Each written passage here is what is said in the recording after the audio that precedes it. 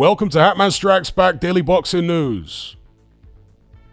Shout out to everybody in the live chat. Good morning, good afternoon, good evening, wherever you are in the world. We got a lot to get through this evening. It's evening where I am. So we got Julius in the chat. We got The Last Romany, David Fisher, Eldon Joe, Action Popcast, MT, Andrew McDowell. We got Martin Colton, Anthony YouTube, Hamsand. You got, is it Esim? Martin Colton. Let me know you guys if you can hear me in the live chat. Let me know if I'm audible, loud and clear.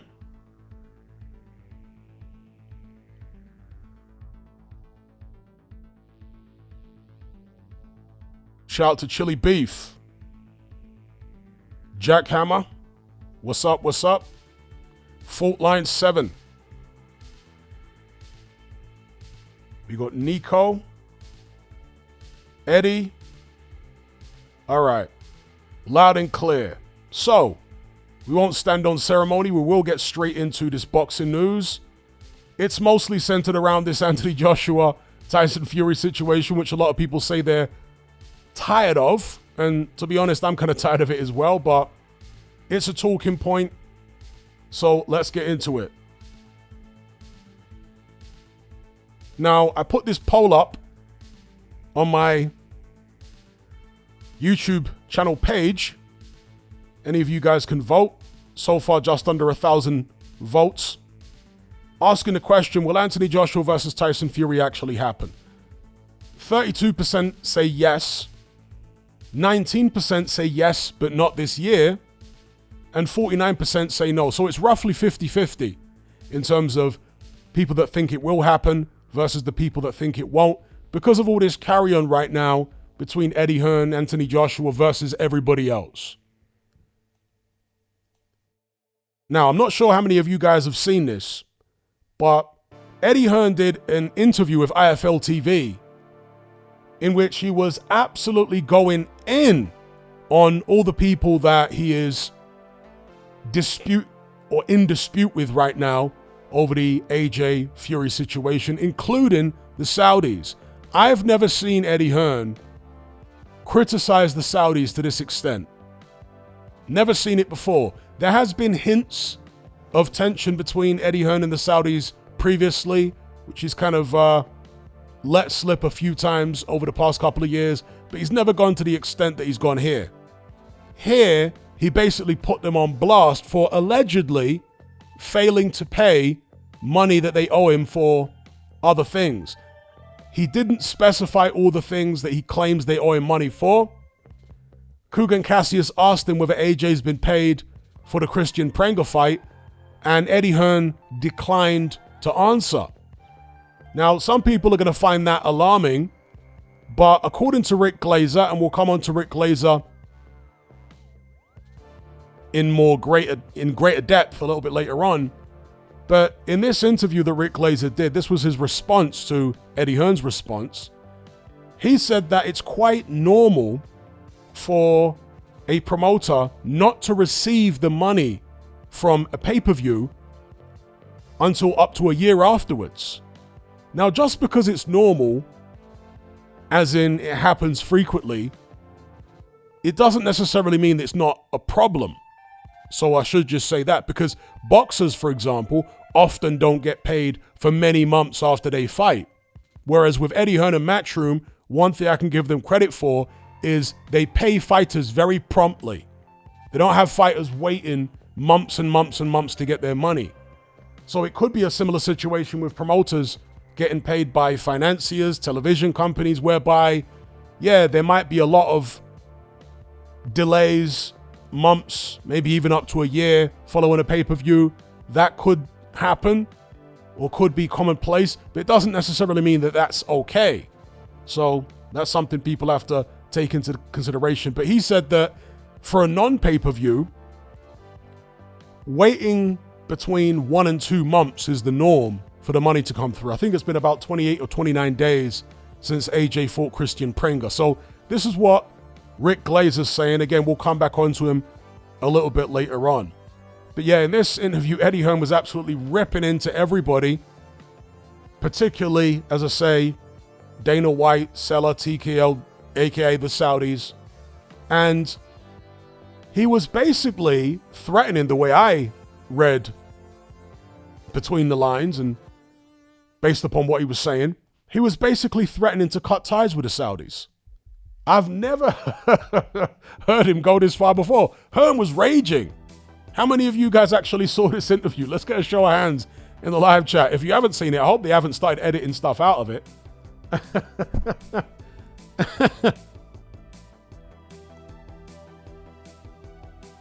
Shout out to WPW. How many of you have seen this interview? Let me know in the comments. Shout out to DJ. Shout out to Jay, Chris Lees, President Brush.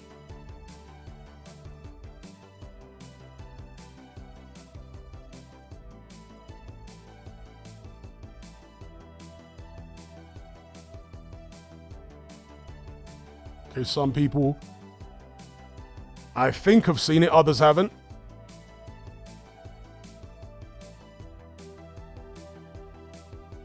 Now, what happens if AJ does, what happens if Eddie Hearn does burn that bridge with the Saudis? He's acting like he won't be affected in any great way, that he can manage just fine without them. He doesn't need them. He's got his deal with DAZN. And here's the thing. The Saudis have obviously pivoted, and they're now putting all of their focus and most of their money into this Zuffa thing. And so, even if Eddie Hearn didn't burn a bridge here, he's kind of playing second fiddle or third fiddle to Zuffa now anyway. So maybe that's why he's willing to burn his bridge. Maybe he's thinking, we're not getting that much from the Saudis now at this point. So why not burn my bridge? Why not go hard in the paint if I've got an issue with them? Obviously, none of us are privy to the goings on behind the scenes. But this is the picture that Eddie Hearn is painting. If you haven't seen this interview, go watch it. It is actually explosive. You know, the most overused term that all of these boxing YouTube channels use is beef, raw beef. I'm surprised AFL TV didn't put beef in the title of this video, because this really was, you know, spicy stuff from Eddie Hearn. Going in on all concerned. He was even getting touchy with Coogan himself. Yeah, big up Chili Beef. He made a very good point, right? Because they're talking about this fight happening potentially on November 20th in New York. And Chili Beef is saying that GTA is coming out very close to that date. So it'd be a very bad idea to have the fight on then. Although one thing I will say, Chili Beef, since it's not a pay-per-view, people aren't going to have to pay extra necessarily. Well, some people won't have Netflix and they'll sign up specifically for the fight. So, you know, you do have half a point. But if it was on pay-per-view, I think it would be an even worse idea to have the fight anywhere near the release of GTA. But with it just being on Netflix, obviously there are going to be people distracted by playing GTA 6 rather than watching a fight, but they will be able to watch it the next day.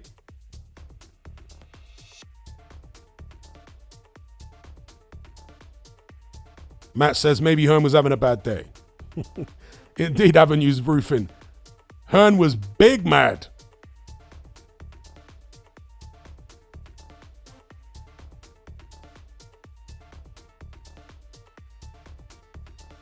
So there are several different narratives regarding what Eddie Hearn's doing here. Gareth A. Davis has got his own narrative. Tyson Fury's got his narrative. In fact, let's move on to Tyson Fury's narrative right now. Some people are going to be annoyed by this. I'm sure some of you have seen this, most of you maybe, but check out the version of Tyson Fury's interview on Pro Boxing Fans. Check out that version on that channel, because it's the most complete version of what Tyson Fury said that I've seen anywhere. It's just short of 6 minutes long. And in it, he's obviously roasting AJ. He's calling AJ a big dosser and a coward and this, that, and the other.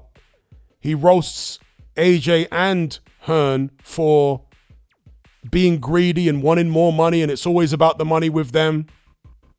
I mean, he wants us to forget the negotiations for the Usyk fight when he was constantly squeezing for more money. Now, he also calls Anthony Joshua a ducker, basically says he will never fight him. You know, AJ has never wanted to fight him. But the thing is, AJ actually signed for the fight at least twice now. Signed for it, what was it, back in 2021, 2022? Then it fell through because of that arbitration. And then he signed for it again earlier on this year with the proviso that it would happen in the UK. Now, we're not privy to Tyson Fury's contract. So all of these revisions to the contract that Eddie Hearn is demanding in order for the fight to take place in the United States, these provisions might not be necessary. These alterations might not be necessary in Tyson Fury's contract because his contract's different. I'm sure most of you guys know, but for those who don't, when deals are done with the Saudis do separate deals with each side. So neither side knows exactly what is in the other side's deal. So there could be provisions in that Tyson Fury contract whereby if the fight gets moved to a different location, his purse is adjusted accordingly with regards to tax situations or whatever the case may be. We don't know whether that's in Fury's contract or not. Eddie Hearn claims such a thing is not in AJ's original contract. Also, we don't know whether in Fury's contract, in the original version, the fight had to take place in Britain. We don't know whether that's the case or not, or at least I don't know. Whereas, again, Eddie Hearn claims that in the contract that he currently has, that's exactly what he has for AJ. That the fight must be in the UK, that Zuffa and Dana White cannot be involved. All of this is, according to Hearn, explicitly stated. He says the tax situation will be different for AJ if the fight takes place in the United States. And in fact, Gareth A. Davis, and we'll come onto this as well, in this interview, talked about a figure of 40 million, saying that because of the tax difference in New York, AJ could make $40 million less if the fight is in New York as opposed to in the UK. I'm not sure how he's come to that figure. That seems like an extraordinarily high figure. One thing I do know, though, is that earlier on this year, AJ changed his tax residency from the UK to Dubai. But how exactly that would work with fighting in the United Kingdom, I'm not sure. You guys let me know if there's any people out there that are experts on tax systems in different countries. In Dubai, they have no tax, no income tax at all. They've just started introducing business taxes, but as far as income tax, personal income tax, there's none. So Gad is talking about AJ could potentially make 40 million less if the fight is in the United States. Now, if that's even remotely accurate, then absolutely the contract needs to be renegotiated. You can't take a $40 million hit. You know what I mean? You have to renegotiate that and say, we need to be compensated the money we're going to lose there. Although some people would say they're making enough money as it is, stop being greedy. I mean, one thing I'll say is that if you're going to take a hit like that, let's say $40 million, why not agree to take the hit and have the fight in the UK? If having the fight in the UK matters that much to you, take several $1 million hit and have it in the UK, because that seems to be the reason that Netflix and everybody else wants the fight in the US. They think it's more lucrative for them. But their biggest expense is obviously paying the fighters. So if the fighters are willing to take substantially less, then it makes it viable for them to do it in the UK again. But it is interesting, isn't it, the way that Eddie Hearn and AJ, we don't know about Tyson Fury's side, signed for the fight to happen in the UK. And then just weeks later or a couple of months later, the goalposts are moved. And now, no. What you signed for can't happen. it has to take place in the United States. Was this the play all along? Or, I don't know, did Netflix and Saudis run the numbers and realize it wasn't viable? If they ran the numbers after the fact, is that unprofessional of them? Shouldn't they have run the numbers before the fact, before moving the goalposts? Again, we're just outsiders looking in, speculating on what the hell is going on here.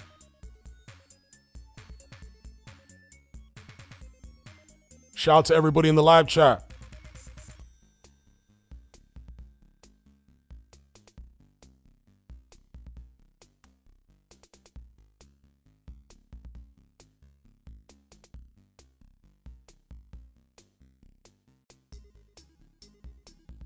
So, Tyson Fury, it would appear, has been sent out there.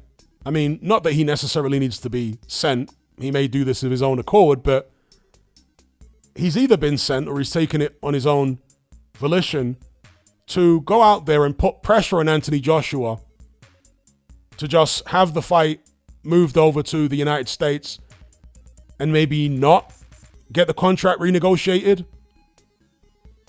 Just get what he's given, basically.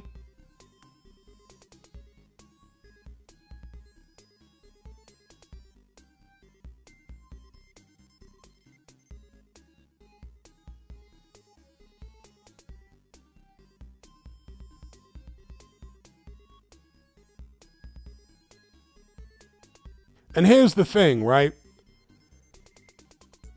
I've said this before, and I'm going to reiterate it again. It might not be a popular viewpoint, but for me, it's reasonable. The Saudis have been bankrolling boxing for the past few years. They have obviously lost way more money than they've made. Okay, way more. Now that they're tightening the purse strings and they want to go in a particular direction that is more, and I always said this about the Saudis, for some weird reason, a lot of people ran with this narrative that the Saudis had no intention of ever making money from boxing, which to me is just bizarre. Okay, the Saudis are not these just completely out of control spenders who are just doing it as some type of lark, some type of hobby. And there's obviously the effect of trying to rebrand their country, but in terms of the spending, they're like a kid in a candy shop that's got $1 million or something. No, the Saudis are far smarter than that, and they always had a plan to try and make boxing into a profit-making enterprise for them. It was always going to be like that. They're trying to diversify away from oil. I mean, isn't it obvious? They've looked at what their cousins, I don't necessarily mean real cousins, but you know what I mean, cultural cousins over there in the UAE have done, diversifying away from natural resources successfully. Obviously, there's that situation in that region at the moment the Orange Man has created, which has put a fly in the ointment. But up until that point, they diversified very successfully away from natural resources. And the Saudis clearly are looking to do the same. They don't want to rely on natural resources going further into the 21st century. So they always, as far as I'm concerned, intended, and I said this all along, to eventually tighten the purse strings and try and make boxing into a profit-making thing. But they had to spend big in order to corner the market in the beginning. They had to butter up all the existing promoters and find out what they know, find out how things are done.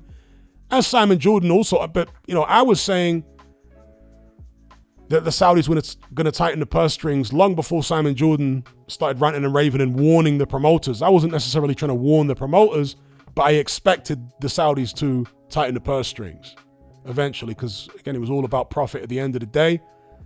Well, not all about profit, but a profit is a massive amount to do with it. And it's their money. Why shouldn't they make a profit out of what they're doing? So now they're tightening the purse strings, and now they want to do this fight in the United States. I don't think, after all the money they've spent on boxing, it's an unreasonable concession. because my best guess is that the Saudis don't want to front up the kind of money they were fronting up before. And so Netflix are now actually putting a lot of the money up. It isn't all Saudi money. I think it's a lot of Netflix's money as well. And, you know, if it was all Saudi money, they'd just do the fight in Saudi or do the fight in the UK if they didn't care about losing money. But now they do care about losing money. And I suspect it's not just the Saudis' money involved. It's also Netflix's money. I think Netflix have come up with the idea, let's do the fight in America because we're going to be able to push more signups. We'll have a bigger audience, so on and so forth. Whether that will be true or not remains to be seen.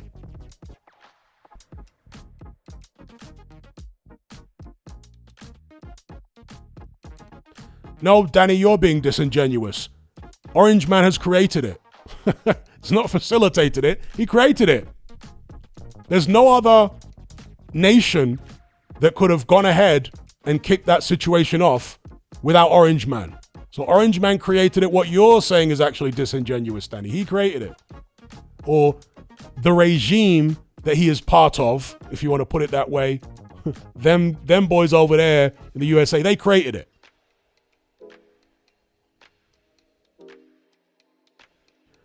Orange Man and his cohorts created it. Eldon Joel says, why spit in UK boxing fans' faces? But it's not about spitting in their faces. It's just about making money. And they've spent enough money. They've lost enough money. Are they not entitled to start making money now? Just being objective and fair. Like, the amount of money they've spent is astronomical. They've lost way more than they've made giving us these big fights. Do you know what I mean? So if we're going to be fair about it, I think we've become spoiled over the past couple of years with the amount of money the Saudis have put into boxing. We've become spoiled. Now we're entitled. If we're going to be fair about it, it's their money, it's not our money. You know? And as other people have said, would you really rather not see this fight at all? Or have it happen in the United States? Which is the lesser of two evils? Surely the lesser of two evils is having a fight in the United States. And so we're going to come on to what Rick Glazer said because he's got a lot of smoke for Eddie Hearn at the moment.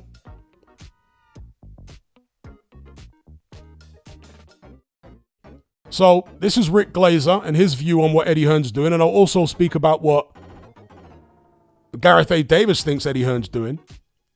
So Rick Glazer put this up on X. Calls himself Rick Glazer, the OG. Eddie Hearn, your ridiculous demands in holding up Fury Joshua in New York isn't about Anthony Joshua or the UK. It's actually all about your personal gain demands for you, for your darts, snooker, having the ring pay for your fights on their show, such as Gassiev Miller, plus other big money bouts involving Jack Catterall, Bam Rodriguez, and other demands too numerous to mention. But none benefit Anthony Joshua and or the UK. It's simply more... God, what's that word there?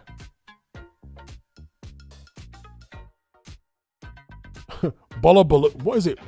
Bolabua? What? Bobaluba. Excuse me.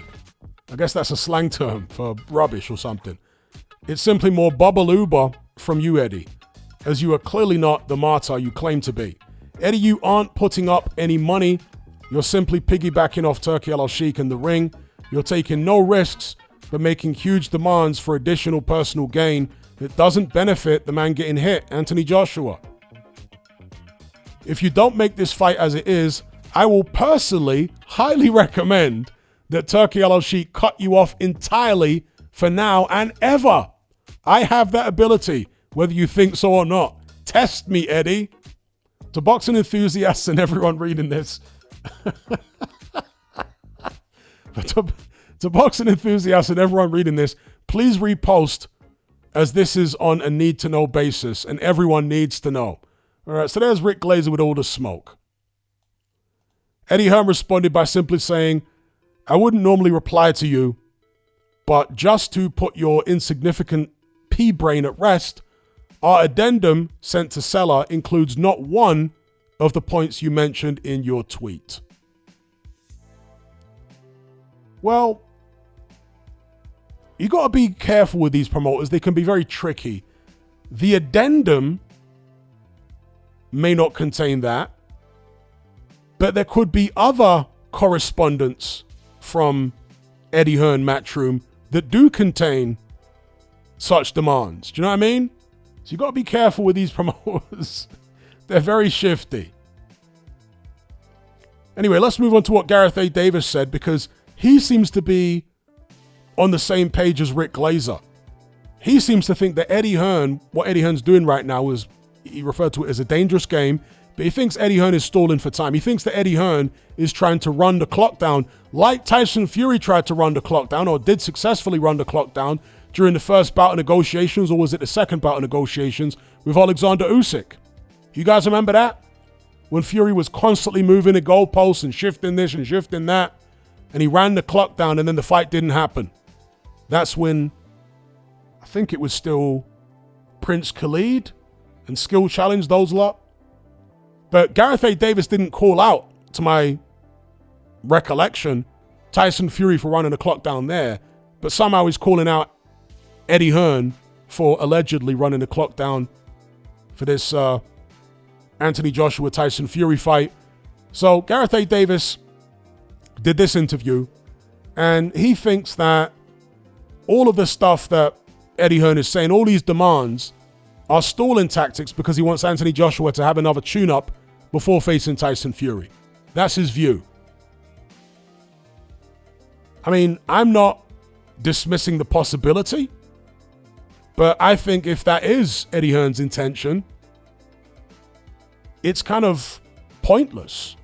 Anthony Joshua is so shot at this stage that I don't think any amount of tune-up fights are going to help him. And in fact, we saw what happened against Prenga. He nearly got chinned by an absolute pudding. If he puts him in with another pudding, he could just as easily get chinned by him as well. So forget about all the extra fights. Just go in there against Luke Partridge. Just do it.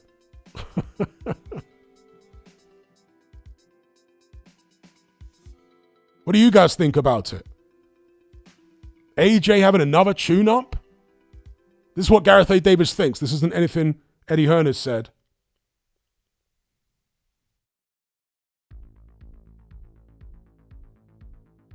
Chris Lee says, you write a man off like that? Yeah. After his last performance, hell yeah. I mean, I said that Anthony Joshua was completely shot after the Dubois fight. I mean, the way he fought in that fight, the way he looked at the weigh-in, on the ring walk, I mean, mentally he was just completely in pieces. And he fought that way. There are some people that think AJ was overconfident against Dubois. I'm baffled as to why they would think that, because here we have a guy at the weigh-in asking for the crowd to pray for him. What? This is a veteran going up against a much less experienced fighter. A guy that had shared rounds with for many years in the gym. And he's so concerned about what's going to happen. He's asking for prayers. Then he gets in the ring and his eyes are like saucers, wide open with nerves and fear. And he gets pounced on by Dubois and beaten from pillar to post and knocked out cold. So yeah, I think AJ's done. And I said even before the Prenga fight, when they were talking about putting AJ in there in a tune-up, for a tune-up, and people were mentioning names like Andy Ruiz and Dylan White and all these other people, and I was like, look, I said this in videos long before the Prenga fight, months before the Prenga fight. I said, if you put Anthony Joshua in, I think I was even saying it before the Jake Paul fight. I said, if you put Anthony Joshua in there against anything other than an absolute stiff, I'm talking about the most safe journeyman level opponent you could imagine. If you put him in there against anything other than that, there is a substantial risk he gets knocked out. That's how shot he is. And the Prenga fight didn't just prove that, it proved it and then some, as far as I'm concerned. The Prenga fight showed Anthony Joshua to be even more shot than I estimated he was. And I thought he was very shot, but after that, I'm like, damn. The first shot Prenga hit him with, a soft uppercut, had Anthony Joshua on the deck. Shocking.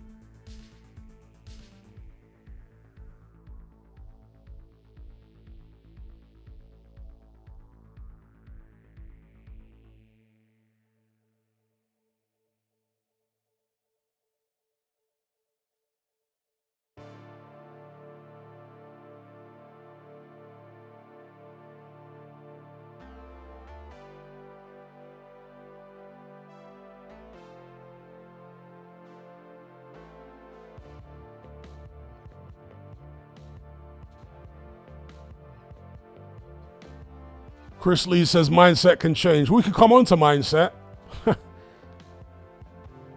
People think this is a massive red flag with AJ. How many of you guys saw this video? Anthony Joshua, where was he? In the Dominican Republic? Racing golf carts with his buddies. Now, golf carts don't have a particularly high maximum speed, but when you've been in the kind of terrible accident that AJ was in, wouldn't something like this bring flashbacks? I mean, some people have speculated, and I don't know whether this is even the case. I'm just saying what other people have mentioned out there in the internet world. Other people have speculated that AJ might have survivor's guilt. That the situation he went through where he lost his two friends might have unlocked something in him where he just doesn't give a damn anymore. Doesn't care what happens to him. Driven by some subconscious guilt that he survived and they didn't. We got President Brush. He says, Chisora versus AJ today, what odds would you make? I mean, I have never, prior to now, in the entire career of Anthony Joshua, ever thought that Derek Chisora could beat him. I would actually make Derek Chisora a slight favorite over him now. Derek Chisora is washed up himself, but he can at least absorb some kind of punch still. Anthony Joshua can absorb nothing. Not even a light breeze. Completely finished, as Martin Colton said there. You know, there's a lot of wishful thinking. Take away from, you know, just look at the AJ Prenga fight with a blank slate. Never mind whether you support AJ or maybe you're not a big AJ supporter, but you don't like Fury, so you want to see him beat. Take all that away and just look at that fight in the cold light of day. AJ was in there against the most obscure Albanian. A guy who, on his way up, AJ would have flattened in a couple of rounds with no... I mean, he did flatten Prenga ultimately, but he got dropped twice first and nearly stopped. In my view, there's no way that would have happened to AJ on the way up. He's so shot. Again, people are trying to do mental gymnastics and convince themselves and this, that, and the other. He's a shot fighter. He's done. If the Dubois fight didn't convince you of that, because Dubois is a quality fighter himself, surely the Prenga fight should have convinced you of it. The guy's finished. The shot that dropped him for the first knockdown was a light punch. Even the chairman of the Anthony Joshua fan club, Spencer Oliver, who's seen AJ's fights going all the way back to the amateur days. Spencer Oliver's always been involved at the Finchley gym, him and his dad.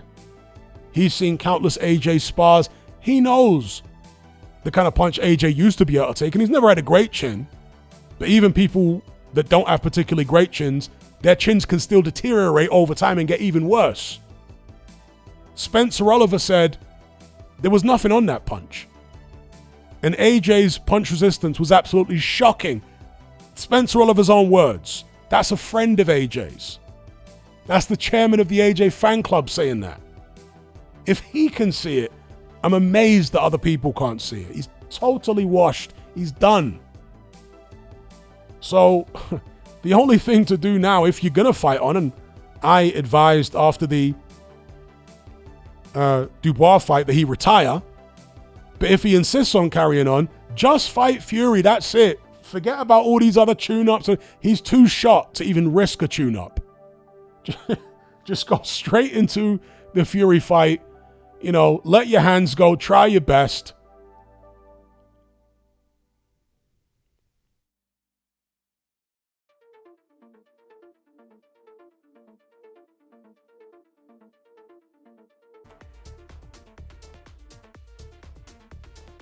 we back, folks?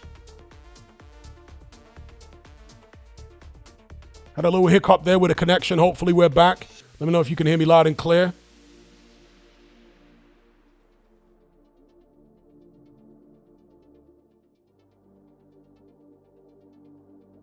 Okay, we're back. All right.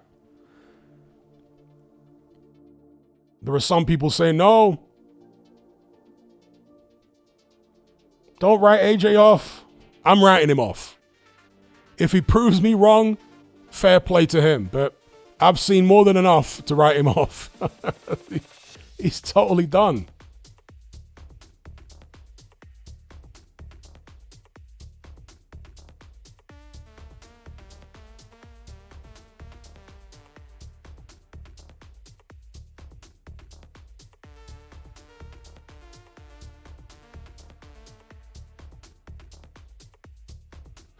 Yeah, some people are talking about G-Man's comments regarding AJ beating Ali.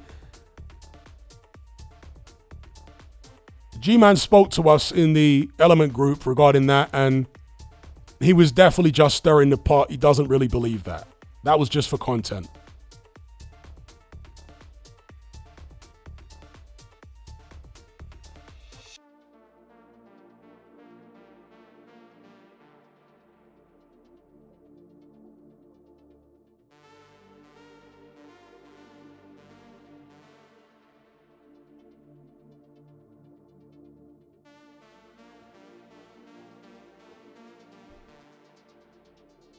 But anyway, back to this Anthony Joshua golf cart thing.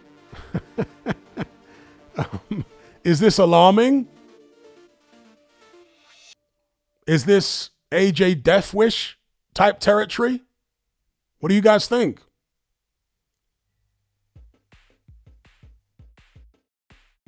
Duke McKenzie's certainly very alarmed by it. You can see this interview he did with Seconds Out. He said the alarm bells are ringing. Duke McKenzie shares major concern over Anthony Joshua's behavior.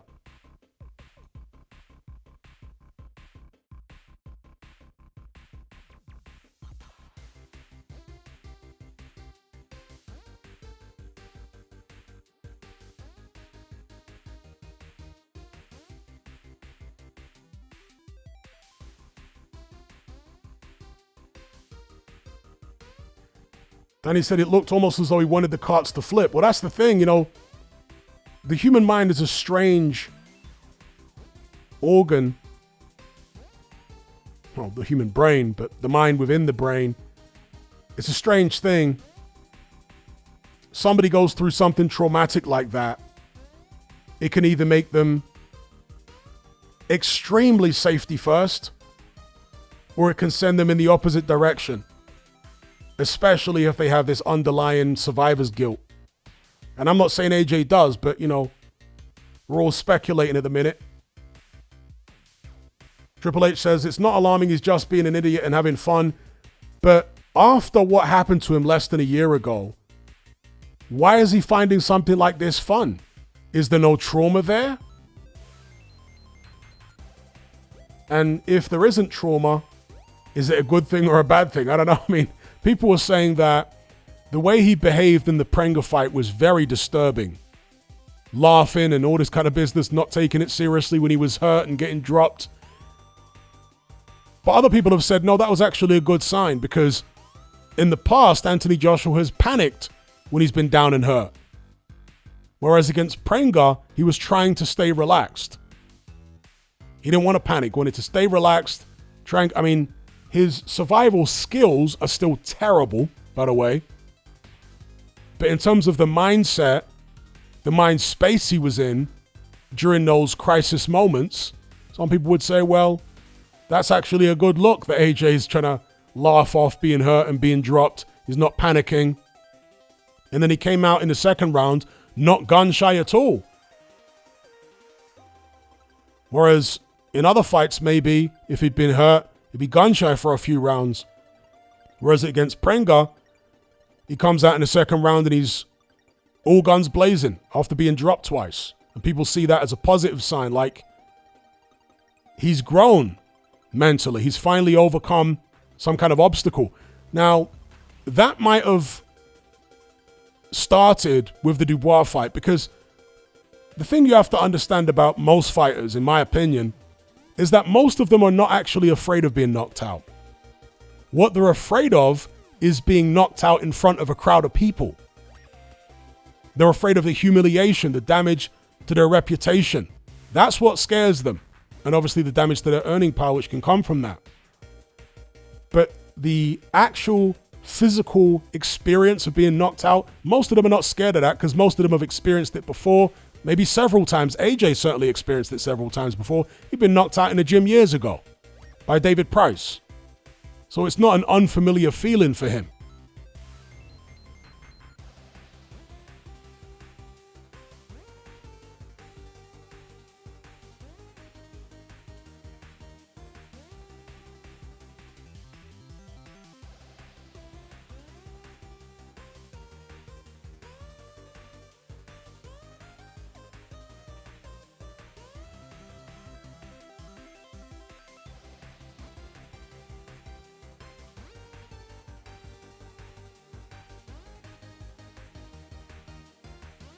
Omar says sometimes staring death in the eyes can make you numb to loads of things. I agree, it can. It can make you numb.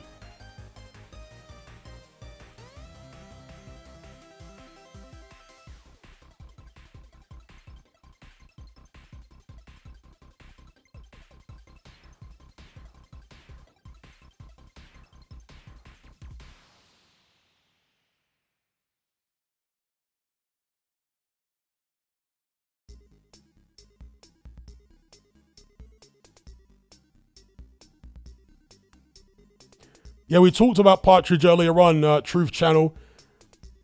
I think he's just trying to put pressure on Anthony Joshua to accept the fight being in the United States without getting the renegotiated contract. Partridge might be being used as a tool.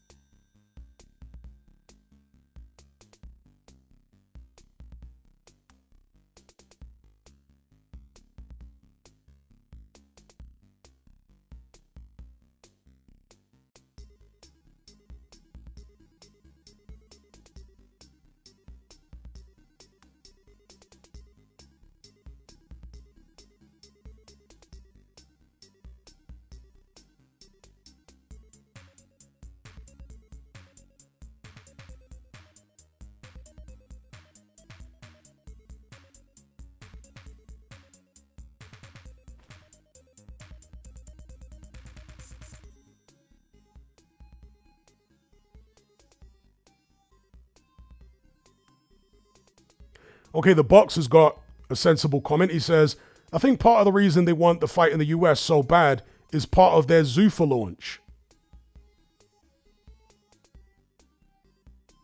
Yeah, it could be, although Zuffa's on Paramount in the United States, whereas this is going to be a Netflix fight, so I guess they can help promote the brand, but it's not on the platform that Zuffa shows will be on, presumably anyway, most of them.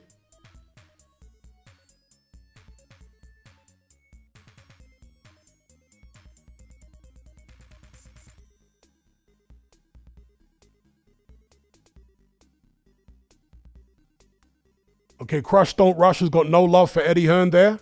All right.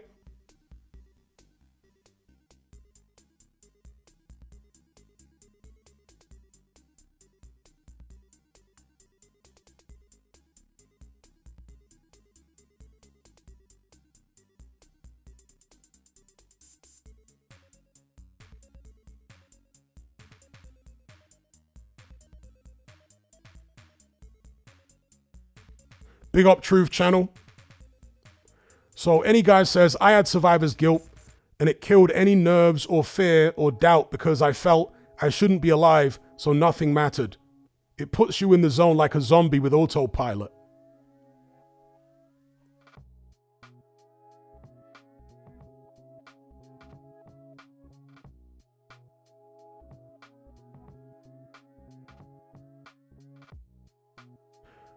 The Last Romany says, didn't Paramount buy Netflix or was in talks to buy a majority share? According to Gareth A. Davis, yeah. But I haven't heard anything else. I've only ever heard that from Gareth A. Davis, although there was a guy who Gareth A. Davis was being interviewed by. It might have been the other guy on the Stomping Ground, not Charlie Parsons, the other one. And he indicated that he'd heard that rumor as well, that Paramount was going to buy Netflix. But that's the only place I've heard it from. Gareth A. Davis and that guy from the Stomping Ground. I haven't heard it or read it anywhere else.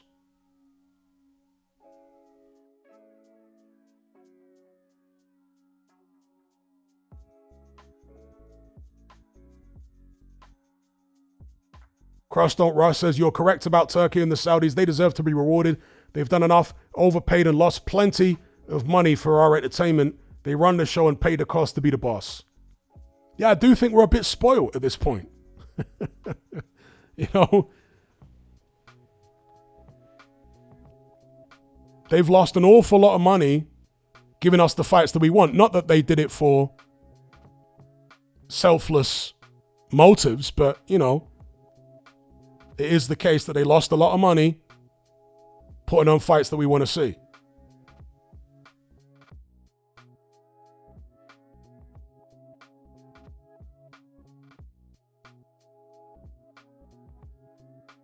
Yeah, I know Paramount bought Warner Brothers, but subsequent to that, Gareth A. Davis was claiming that Paramount were also going to buy. He said it wasn't just Paramount, but it was a conglomerate of organizations that were going to, and including Paramount, that was looking to buy Netflix. This was after they bought Warner Brothers, or won the bidding war for Warner Brothers.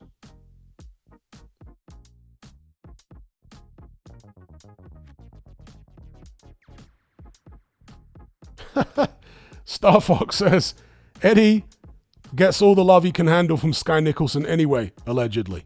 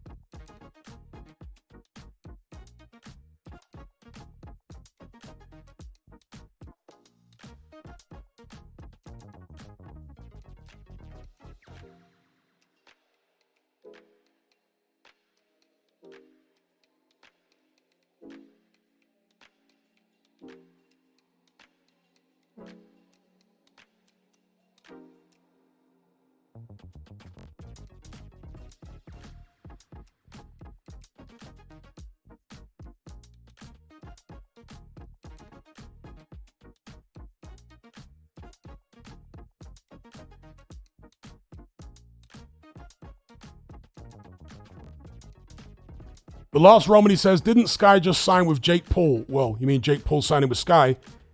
I think you're right. Yeah, hasn't he done a deal with Sky for the UK? Can somebody confirm that in the live chat? Because obviously Jake Paul's events for the past couple of years have all been on Netflix. But yeah, I vaguely seem to remember him doing some kind of Sky deal, which would then bring all his women's boxing to Sky in the UK rather than Netflix. Will they still be on Netflix internationally, though?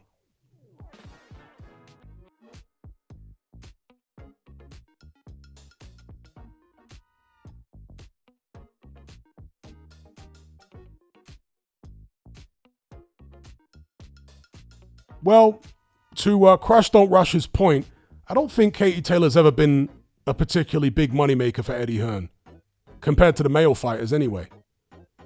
I mean, I remember when Katie Taylor fought Amanda Serrano, was it at Madison Square? It was in New York anyway. And they were saying this is the greatest fight ever and this, that, and the other. I think Taylor and Serrano only made about $1 million each.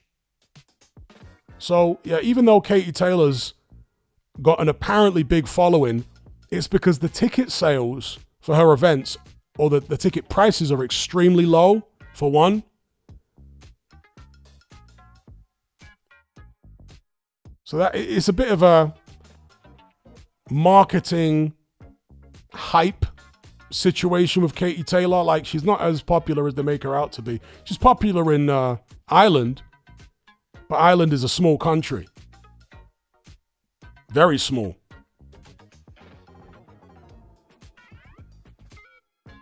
So when it comes to real cash cows, obviously Anthony Joshua's been the biggest one for Eddie Hearn. He was with Canelo for a while. Canelo's gone. Conor Benn was potentially a cash cow for Eddie Hearn. He's gone.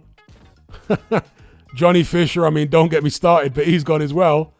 I don't think Johnny Fisher was ever that big a cash cow, but you know, a nice little local on your doorstep Essex project. Sell a few tickets.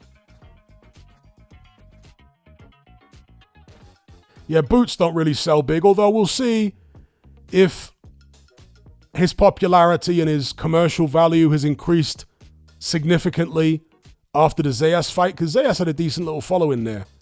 But yeah, I don't get the impression that Boots is a big draw at this stage.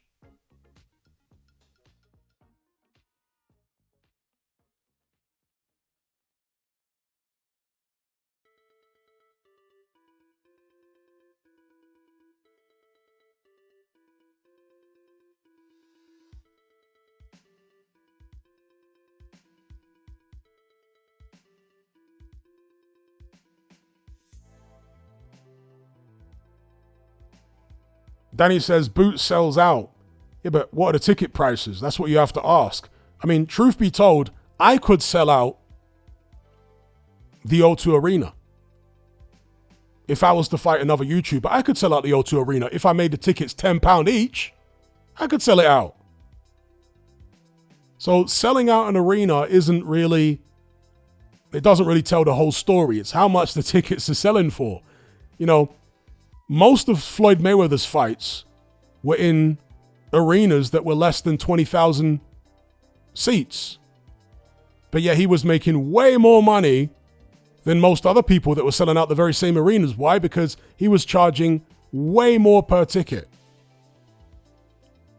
On top of, you know, pay-per-view sales and everything like that. But the gates for Mayweather's fights were many, many times higher than most other people that were fighting at those arenas and filling them out. So it's the amount they're charging for tickets. You know, if you compare the number of people at the arenas to the number of people watching on television, well, the arena numbers are tiny, right? And a lot of the time as well, when you have sellout crowds, tickets are being comped.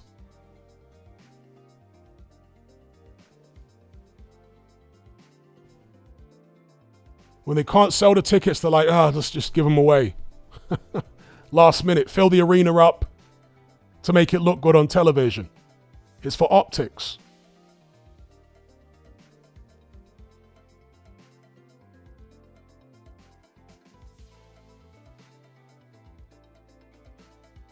But we'll see whether Boots has gained a significant amount of commercial value in his next fight. Because like I say, the Zayas fight was the most high-profile fight of his career so far. No doubt. And it was a very exciting fight. And ultimately, Boots scored the big stoppage. So you wouldn't have thought his commercial value was going to be worse after that. It's surely going to be better.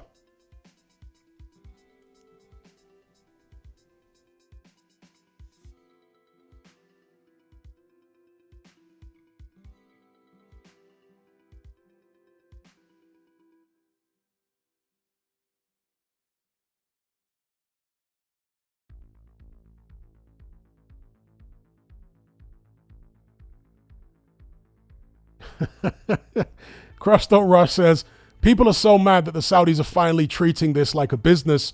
Greedy fans who got spoiled with Riyadh's season, they thought Turkey should keep taking L's for our entertainment.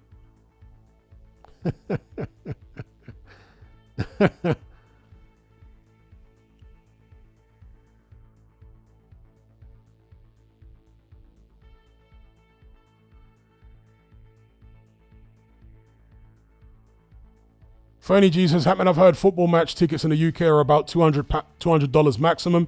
Is that true? Comparable American football tickets are thousands of dollars. I've got no idea. I'm not a football fan. I don't follow football. I don't go to football games. I'm sure there's somebody in the live chat that'll be able to answer your question, though.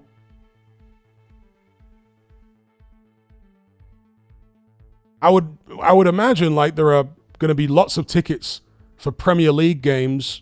That's the top division in British football, which are going to be way higher than $200 because they have like executive seats and boxes and stuff like that where people can watch sitting down on a sofa and whatever in a box. Now, I'm sure there's going to be tickets that are going to be way more expensive than $200.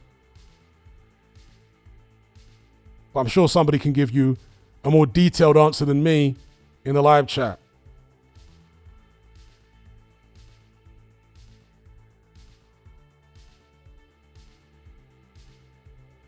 Big up Kieran Malcolm. Yeah, let's run up the likes. We got 265 concurrent viewers, only 49 likes. Let's get 130 likes. We've only got 49.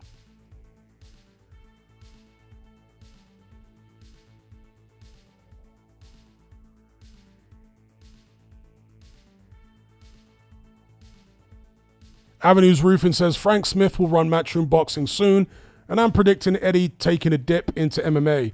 He's leaning in that direction now, isn't he? But he's making out as though he needs to learn more about the sport of MMA before he feels comfortable making a proper foray into it. Omar says, do you prefer Qatar Airways or Emirates? Qatar, 1,000,000%. I've been saying for years. The first time I flew with Qatar might have been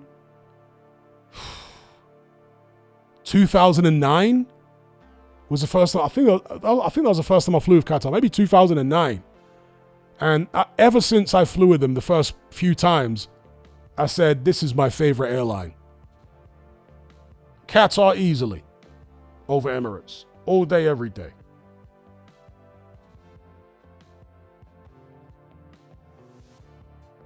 Could I defeat Joe Rogan in the Queensberry Rules hell yeah. Joe Rogan in a boxing match? Easily. Come on. MMA, different story. He'd probably twist me up like a pretzel. But in a boxing match, that's not even a competitive thing.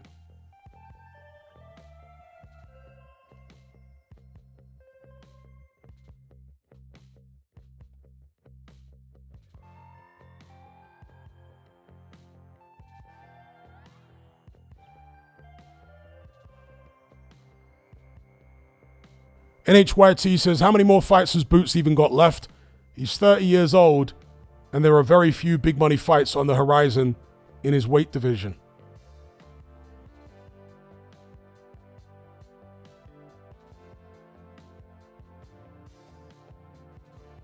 Shout out to Adam Fawkes for the super chat. He says, Sergio Martinez versus the Fabulous Four. Okay, so I think he stands the best chance against Roberto Duran. I wouldn't pick him over Hearns. I wouldn't pick him over Leonard. I wouldn't pick him over Hagler. Maybe he can eke out a decision over Duran because of the fact Duran's a smaller guy, much smaller guy, like naturally. Duran's prime was at lightweight. But the others, I got them beating Sergio Martinez. What about you, though?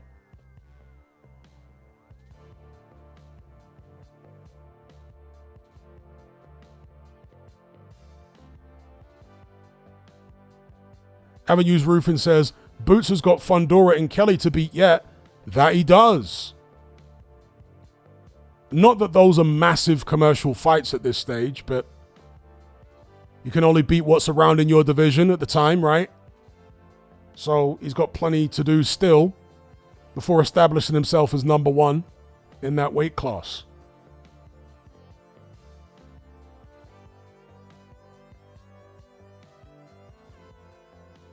Okay, JT says, I'm intellectually against the notion that a fighter is done or washed after one loss like Dubois and AJ. I'm not sure what that's alluding to, but both of them have got several losses on their records at this point Are you talking about after their first loss? I mean, it really depends on the manner of the loss, who they lose to, and so on, and the background of the fighter. Obviously, with AJ's background, writing him off after his first loss wouldn't have been that wise. How old was AJ when he lost to Andy Ruiz? 28?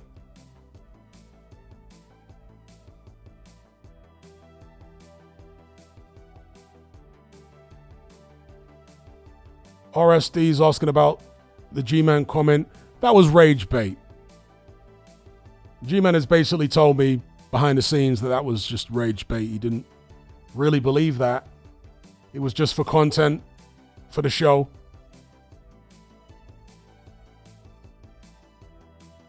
And that's what happens, when you got these podcasts, mainstream podcasts, they might be nudging you to do things to make clips go viral. Go and say something controversial. Maybe they got the idea off the back of Ade's comment about George Foreman. Now they're like, yeah, that'll do. Say something else outrageous. Make it go viral. Not that what Ade said was particularly outrageous. Ade was really... Ade's comments were taken out of context. And they were clipped up in such a way to make it sound like he said something he didn't actually say. To be fair to him.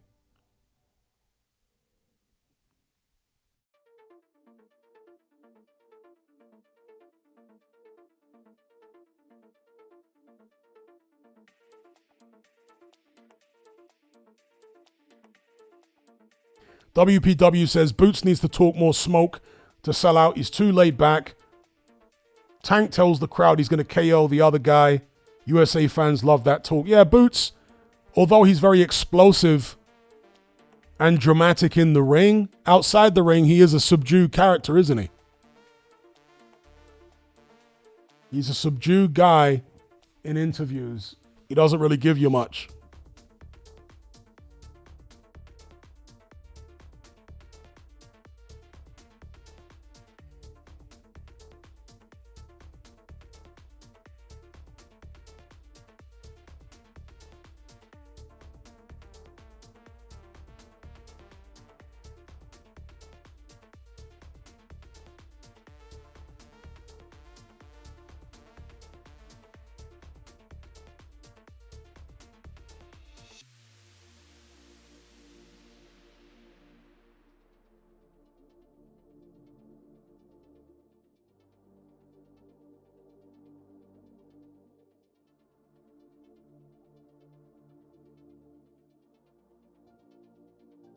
Adam Falk says, Hearns was quite chinny.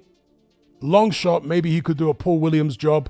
I think Leonard outboxes him soundly. Hagler is interesting because of the same day weigh-in. Could be physically stronger. Well, Sergio Martinez was a small middleweight himself. Small guy. Didn't Sergio Martinez start out at welterweight or light middleweight? Then he moved up throughout the course of his career. But Martinez was small himself. And yes, by today's standards, Hagler will be a small middleweight because of the same day weigh-ins back then.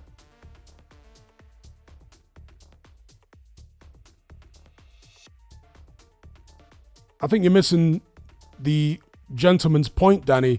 You might take Boots' out-of-the-ring image over Tank's as far as a personal preference, but in terms of getting fights made and making money, the guy makes a good point. Like, if Boots wants to be a bigger moneymaker and a bigger star and attract bigger fights, he's going to need to get more vocal. That's just what it is.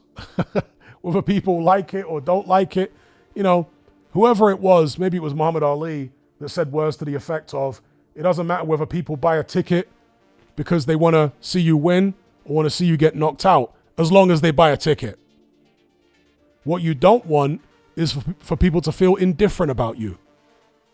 They need to feel something strongly about you, either strong, like for you and support, or strong hatred for you, if you want to make that money. Now, there are some guys who don't need to go down that road, right? They don't need to shout and be vulgar and trash talk. For whatever reason, people are just very taken by them. Manny Pacquiao, AJ, Sugar Ray Leonard, some people, maybe it's the marketing, maybe it's a perfect storm, whatever the case may be, don't need to do all the trash talk to get the fame and the money and the big fights. But other guys do. And I think Boots, at the moment, might be in that situation. We'll see whether things can change, but he doesn't appear to be a really big hit with the fans. I mean, his fights are exciting, but after his fights, he's not really a social media guy, doesn't talk much, doesn't do many interviews, doesn't talk spicy or anything, you know what I mean? And that's what it's all about these days, People want to be entertained 24/7. People are addicted to their devices.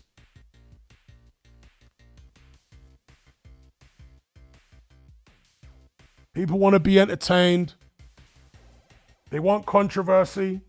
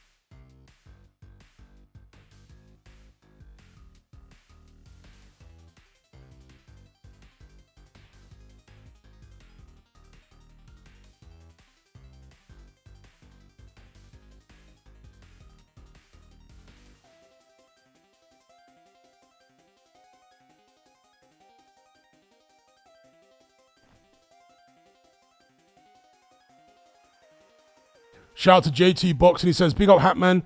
Mike McCallum might be the underrated fighter of all time. He has the Usyk back in the day, or he was the Usyk back in the day. Beat Watson, Graham Jackson, and Donald Curry, etc. He's certainly underappreciated. I mean, there have been so many great fighters over the years. I couldn't personally say that he was the most, but you said might, You're not saying is, you're saying might, to be fair. But yeah, he's definitely underappreciated.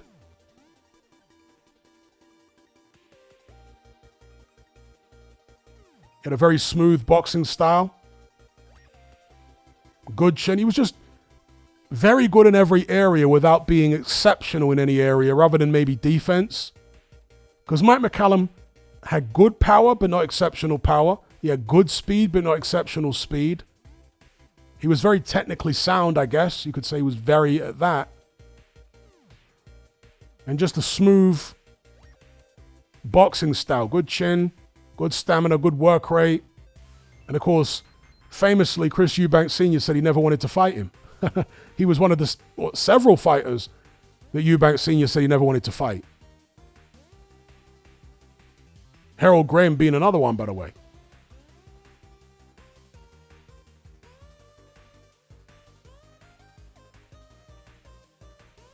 Dr. Wu says, Hatman, do you agree with Crawford's assertion that it's usually the black boxer that has to play the villain to get paid? In this day and age, yes. In America, yes. In America, in this day and age, yes.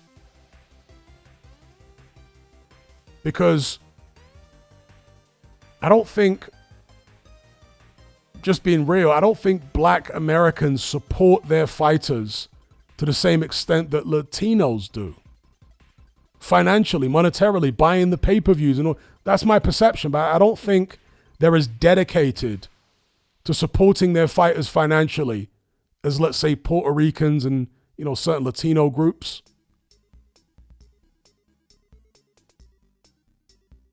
And that's what it would take in order for you to sell and be the hero. So if your own people are not going to support you to that level, never mind supporting you on the internet, typing comments. I'm talking about actually spending the money. come into your fights no matter where you fight and all that kind of. If they're not going to do that to the same extent, then you're gonna have to play the villain. It is what it is.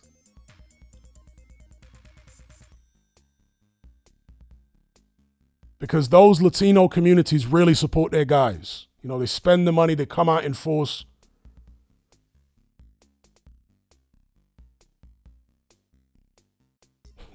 WPW says facts, black people love the bootleg stuff. I mean, you look at most of the famous black rappers. I don't know if it's any different now, but certainly back in my day, like, you know, people like 50 Cent, the overwhelming majority of people buying their music was white people. Obviously, there's more white people in America than black people, but still, black people were just more likely to bootleg it, not want to pay full price.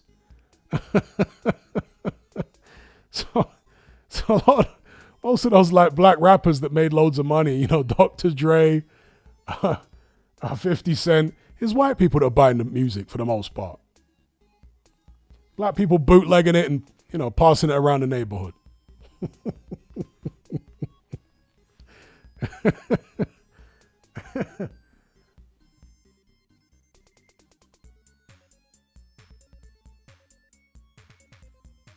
And that's really a common thing in the diaspora, certainly in America, is most of the money generated by the black community in America ends up outside of the black community. I think above any other community in the United States, black people are the least likely, and I'm saying black Americans, are the least likely to practice group economics. Whereas foreign black people, like from Africa, they do practice group economics in America, but black Americans don't really practice it. So most of the money they generate ends up in the pockets of other ethnicities, ultimately. Shout out to Gaz for the super chat. He says, hypothetically, Tua versus Bo, Mercer, McCall. I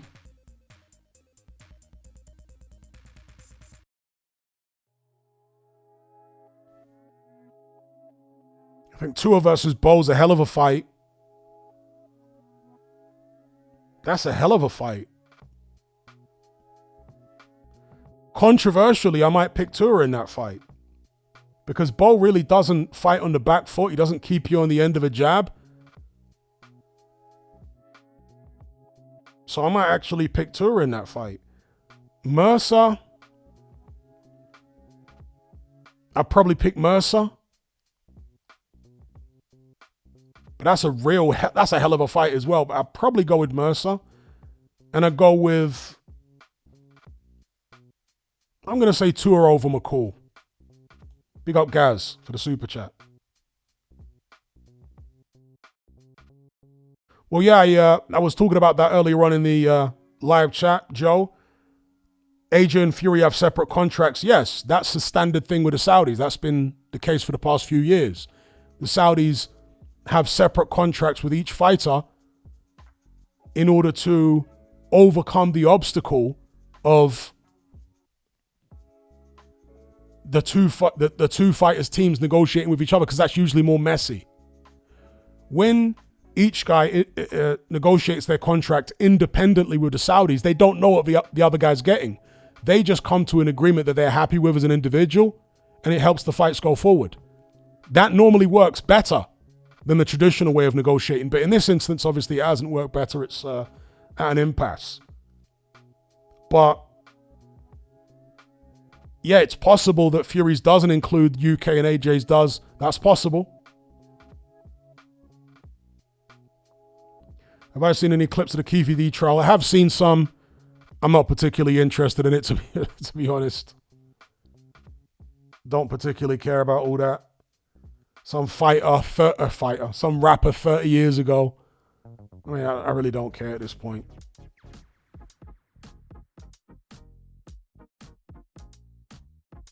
No, it's not that they had different locations in the contracts. It's just that it's possible that Fury's contract had some flexibility with regards to the location, but AJ's didn't. It's possible that is what's going on. But we don't know. We've never seen Fury's contract.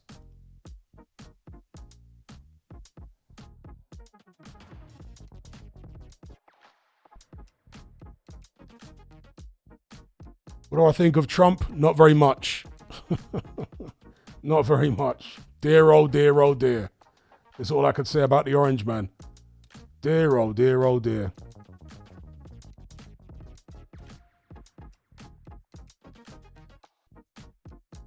Shout out to Joe.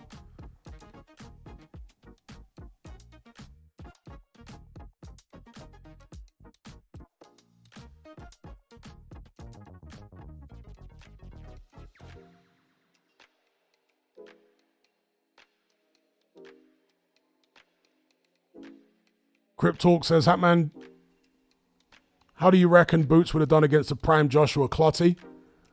I think he would have beat the brakes off him. Yeah, 277 viewers, only 63 likes. Let's get the likes up, folks. We're lagging with the likes here. Let's get the likes up. What are we doing? Big up Sazad. The likes really help these streams get seen. The more they get seen, the more live streams I end up doing. If they don't get seen a lot, I don't have motivation to do that many lives. So let's get the likes up. Should be at least 130. Russell Newton called the Orange Man the tangerine growth machine.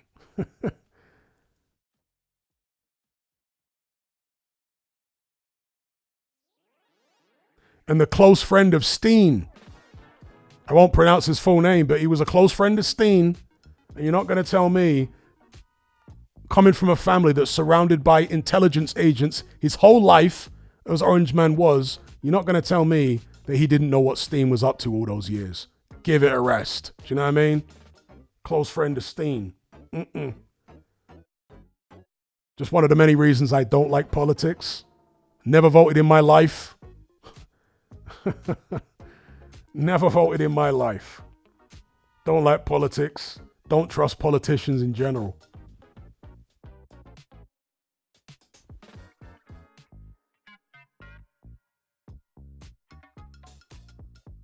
Not that I'd be eligible to vote in the United States, you understand, but you know, the political class in most countries is just full of untrustworthy people. That's putting it mildly. Sazad says, Hatman, what happened to Boatsy has fallen off since Smith? I think the people who were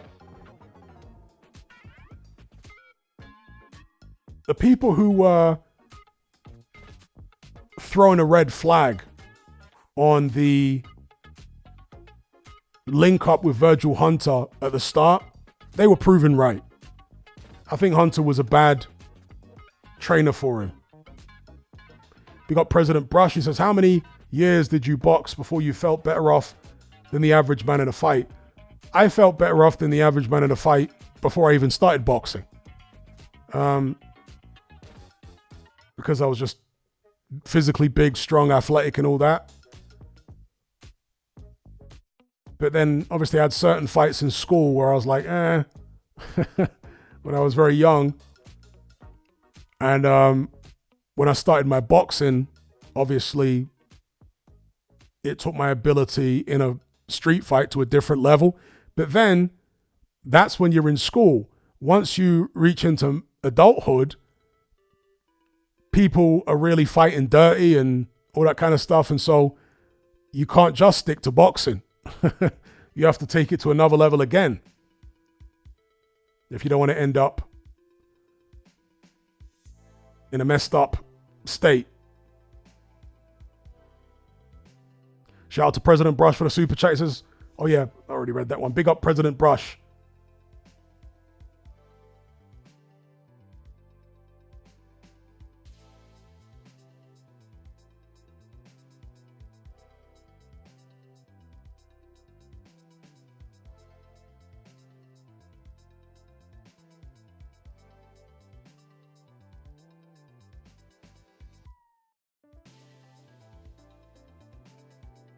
Kieran Malcolm says, I was definitely one of the ones who said Boatsy shouldn't have teamed up with Hunter.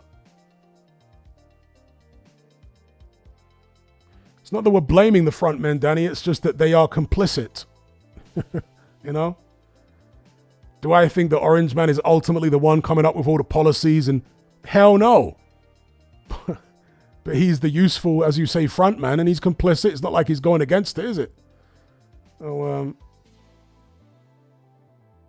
he's part of the machine, even if he's just a facade for the machine. Yes, I still live in Africa. What are the local politicians like?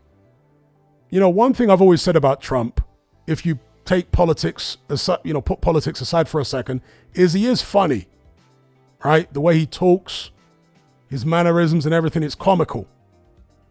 Well, you ain't seen nothing. You know, if you think that Trump is funny, you ain't seen nothing until you've seen some of these African politicians. Like, they take comedy to a whole different level. Just unreal. So, for example, in the city where I live, they've just had the general election and also the mayoral election. Well, mayoral elections for several cities, but I live in the capital city. The mayor of this city, literally, I'm not joking, the guy that's just become mayor is a social media content creator. That's literally what he is. He's a content creator, and he would make videos walking around trolling people and stuff like that. For a laugh, to get views on TikTok and all that kind of business. Now, he's a businessman as well, to be fair. He's not just that, but that's what he was primarily known for, being a content creator and a troll and all that kind of stuff. He's now the mayor. So when he did his acceptance speech, he then started posting all these videos on his Facebook page. One of the first videos was him and his crew hanging out the top of the sunroof of an SUV, and he's got like Warren G. Regulate playing. You know the intro to Warren G. Regulate? Yo, the African politicians are so funny. The entertainment level is through the roof if you just want to be entertained. Do you know what I mean? Unbelievable.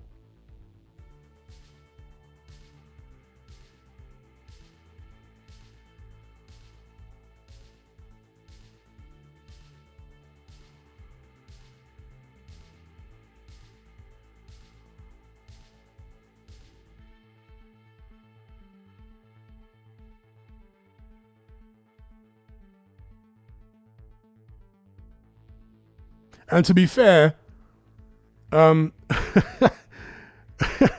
guy, well, during his campaign, like, he was playing all sorts of rap music, Biggie, Biggie, Biggie, can't you see? And then when he won, he was driving through the streets at the top of the sunroof, you know, standing up as the SUV is driving along, and he's got like Warren G blasting. Crazy, yeah, regulators mount up. Crazy work. But to be fair, I think he's going to do some good work in the city, because his whole thing as mayor is cleanliness.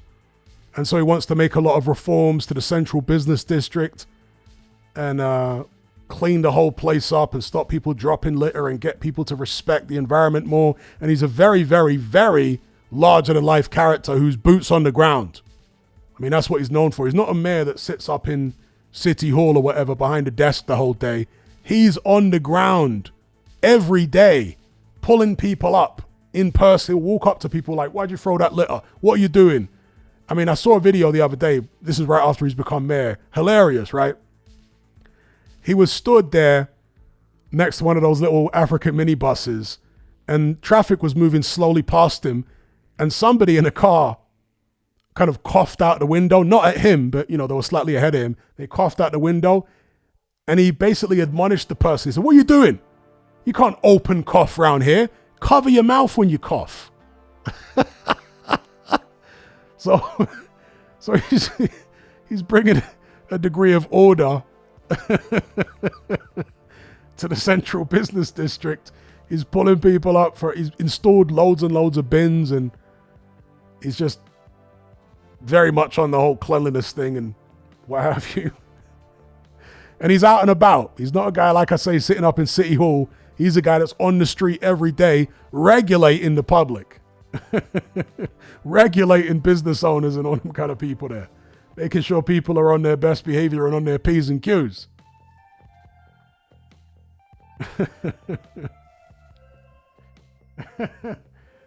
I mean, I've never seen a mayor like that before in my life.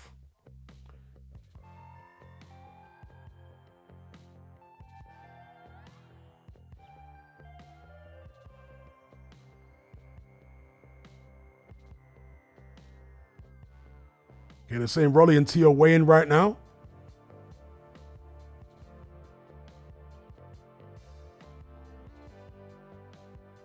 JR says, are you familiar with any of the Zambian cryptids? Yes, I actually did an episode about Zambian cryptids on my Patreon page. I did an interview with someone who says they've seen one. A local Zambian who literally gave me an eyewitness account up close of seeing a bizarre cryptid. Totally bizarre. And they weren't the only witness. There was loads of other people. And the way they told me the story was completely straight. There was no giggling, no laughing. They told it me in a very matter-of-fact fashion. And this cryptid, this creature, was basically the possession of somebody that was involved in the dark arts, witchcraft. And so a mob of people had caught this guy with this creature, and they wanted to beat him. Mob justice is a thing in Africa, right? Mobs will gather around if there's a local criminal that's been caught, a thief or something like that, a burglar, and he'll be beaten. But in this instance, the police got there, and they were keeping the mob off from beating the guy. But the creature was there, and people were stoning it. They're throwing stones at it and stuff like that. That's what the individual I interviewed said. So that's on my Patreon page for those who are interested. Again, a totally bizarre. And if you hear the name of the creature, I mean, if you hear the description of the creature, trust me, very, very strange.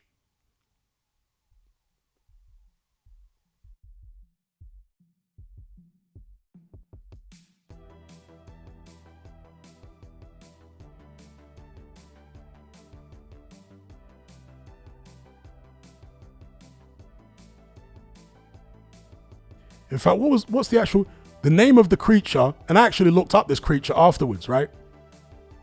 The name of the creature is called Ilomba.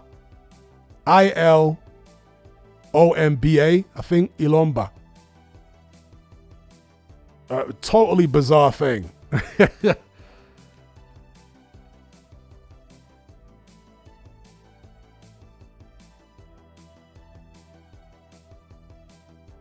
Shout out to Gaz for the super chat. He says, when you get a minute, I'd like you to watch Kiki Toa.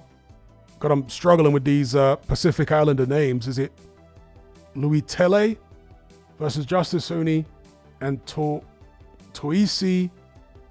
God, I can't pronounce the surname. Best Australasian heavyweight throwback slugfest you can get. Okay. Let me copy and paste those right now into my YouTube search, so I can watch them right after the stream is done.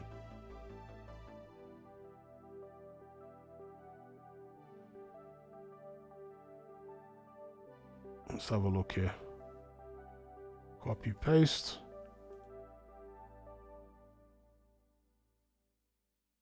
Okay, I've seen one there. And the other one, Kiki.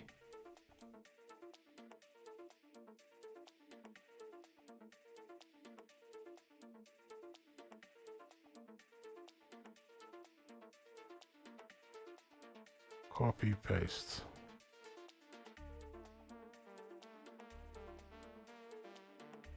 Some of the Pacific Islander names are crazy. Any of you guys know David Tua's full name? Because David Tua's full name is unpronounceable. It might be on his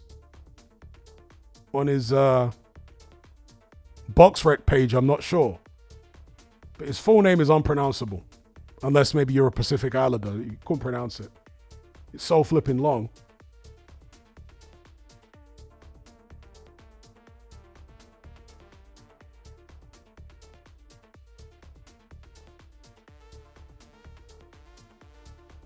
Big up Gaz for the super chat.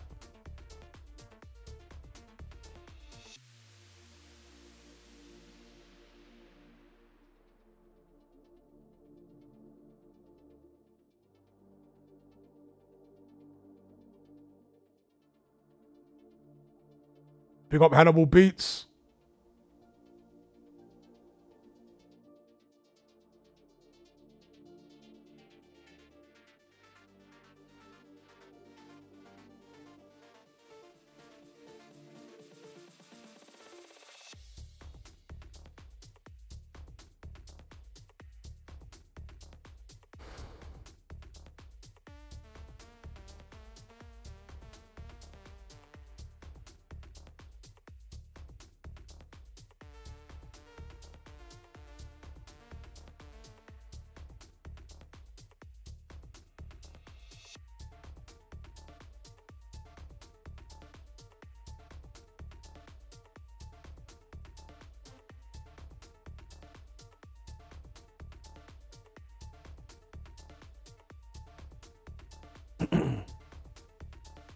Oh, wow. I've just seen that Leon Muhammad has done an interview. I haven't seen Leon Muhammad do an interview for years.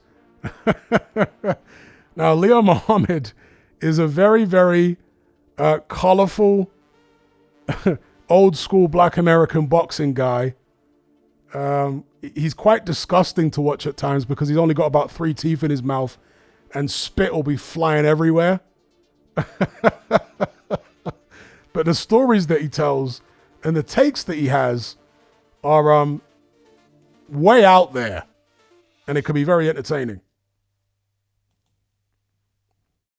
He used to do interviews with a guy called Jason on a channel called Laugh at First Sight.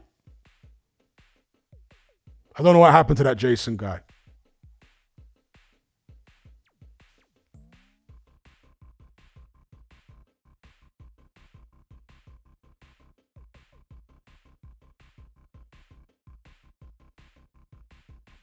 Yeah, 3 teeth, a bit like Mob James. But worse than Mob James, actually. I think Leon Muhammad might actually literally have 3 teeth. Mob James probably got about 8 teeth.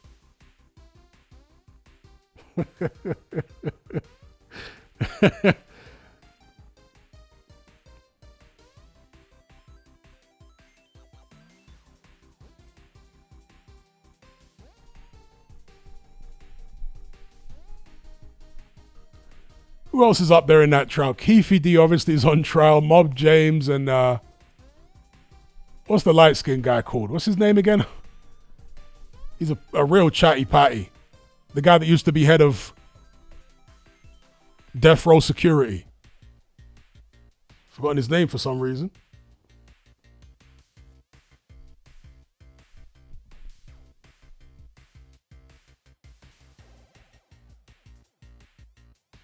Reggie Wright, that's his name. Reggie Wright.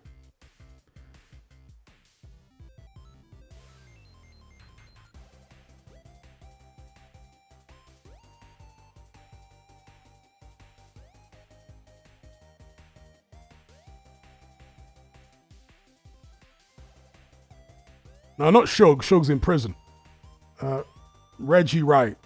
He's like the ultimate chatty patty. In fact, the only person who's a bigger chatty patty than Reggie Wright would be the guy that invented the term chatty patty. You guys know who I'm talking about now? Dame Dash.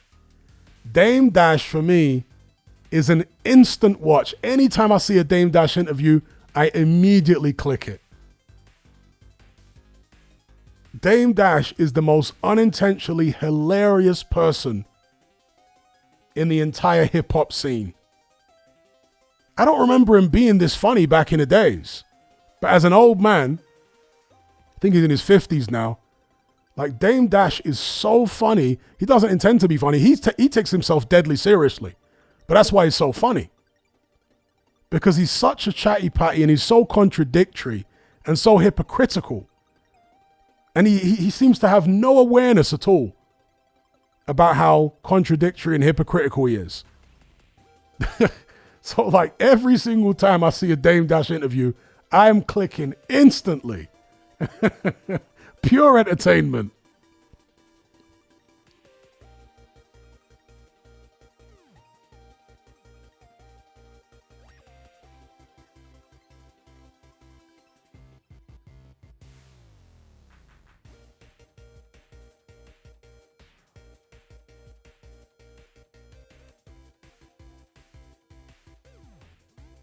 Arco says, didn't Dame Dash shuffle in his interview chair so the racks would fall out of his pocket on purpose? I never heard of that, but it sounds very plausible. The pause king. Yeah, he invented the pause game as well. He invented Chatty Patty and he invented the pause game. But that's another thing that's hilarious about Dame Dash. Dame Dash is constantly saying pause about everything. The guy can't even get 2 sentences out without pause. And the whole time you're like baffled thinking, what is he pausing about? He must have the most intrusive homosexual thoughts of any human being on the planet to be saying pause that much. Do you know what I mean? Like this guy.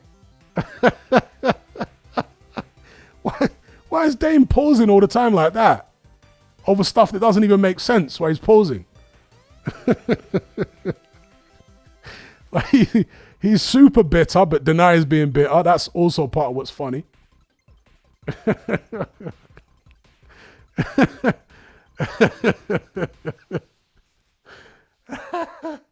What is wrong with that guy? Like there's something really wrong with Dave. I don't know what it is, but it's funny as hell.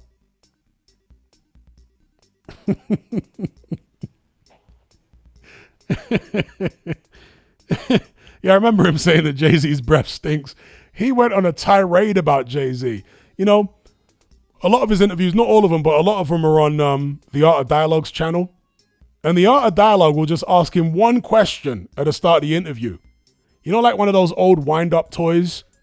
You wind up the thing at the back and you just let go and it flies all around the room. That's how Dame Dash is in those interviews with the Art of Dialogue. Art of Dialogue will just wind him up at the start of the interview and then let him go and he'll talk uninterrupted. He'll just constantly talk for at least 45 minutes. Man don't even need to ask him another question. He'll just talk.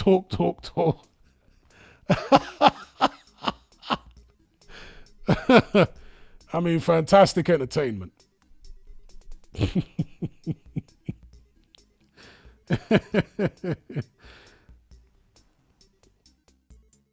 Yeah, definitely some of the funniest Dame Dash is when he's roasting Charlemagne.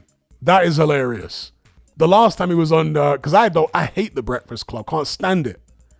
But when Dame Dash is on there, like the last time he was on there, that was so funny. The way he kept standing up and acting like he was going to leave and then sitting back down and then roasting Charlemagne and getting upset with what Charlemagne would say because Charlemagne kept laughing at him. That was flipping hilarious, bro.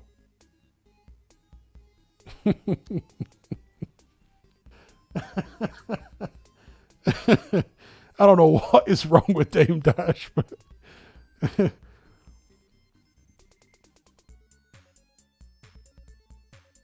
exactly. Omar says, Dame Dash will say random things like, I had a coffee in the morning, pause.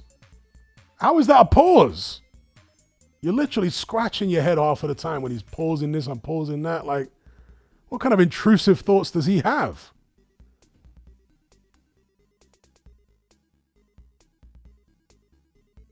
Yeah, he's been saying that about Charlemagne for years now.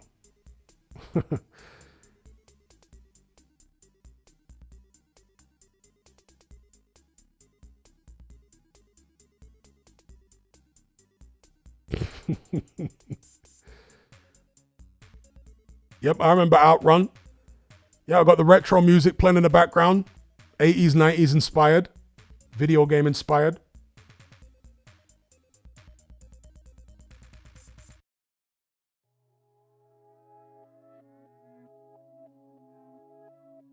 So somebody asked me earlier on, do I use Starlink?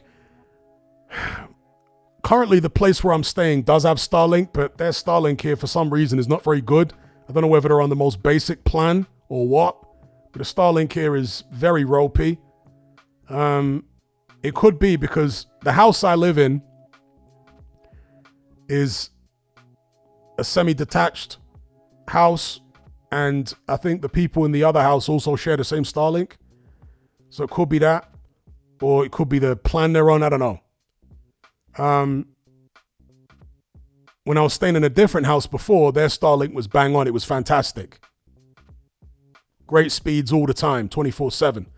So generally what I end up doing in this house is using my mobile data to stream, because the mobile data is like really fast. I get like 250 to 300 megabytes per second download and about 60 or 70 megabytes a second upload, which is pretty good, right? But it's not particularly cost effective.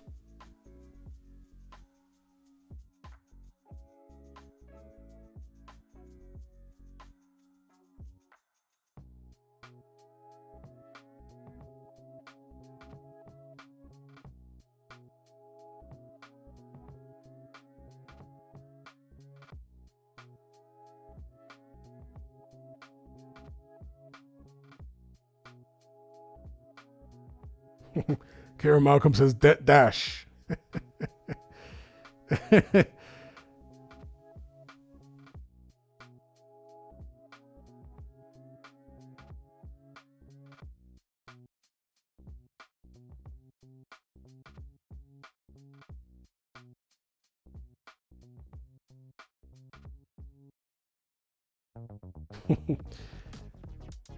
Someone says Dame Country Club Dash. You know, we often talk about narcissists in popular culture these days. Dame Dash is definitely a narcissist, but I've said many times that some narcissists are really entertaining. You wouldn't necessarily want to know them, right? You wouldn't want to necessarily interact with them in person, but to watch them on social media can be very entertaining. And Dame Dash is definitely an example of that. He's hilarious. And in fact, you can see why Dame Dash has fallen out with so many people. You can see why. Because Dame Dash likes to roast people all the time. And he's a very narcissistic guy that makes himself out to be the best thing since sliced bread. And when people are around him, he starts roasting them and snapping on them and all this kind of stuff. Now, among friends, when people do that occasionally, okay. But when you're constantly doing it, it gets to the point where it's like bullying. Do you know what I mean? And Dame Dash to me comes across like that kind of character who's constantly roasting and roasting and roasting and roasting and roasting the people around him. Particularly if he's in competition with him, because make no mistake, he was in competition with Jay-Z. They would be in competition over girls, over, deals and money and cars and all sorts of other stuff, dress code. Because Dame Dash is like a typical old school Harlem guy. Those Harlem guys were known for being, snappy dressers. That was their thing in Harlem. Maybe it still is. Being better dressed than the rest of New York. That was their whole thing. And so Dame Dash is still on that kind of time. Jay-Z from Brooklyn. The Harlem guys kind of look down on the Brooklyn guy. I don't know how to dress and this, that, and the other. Kind of snobbish like that. So you got a guy like Dame Dash who's constantly snapping on you, constantly, in British parlance, taking the PISS out of you all the time. It's going to start to grind on you. After a while, you're going to be like, you know what? To hell with this guy.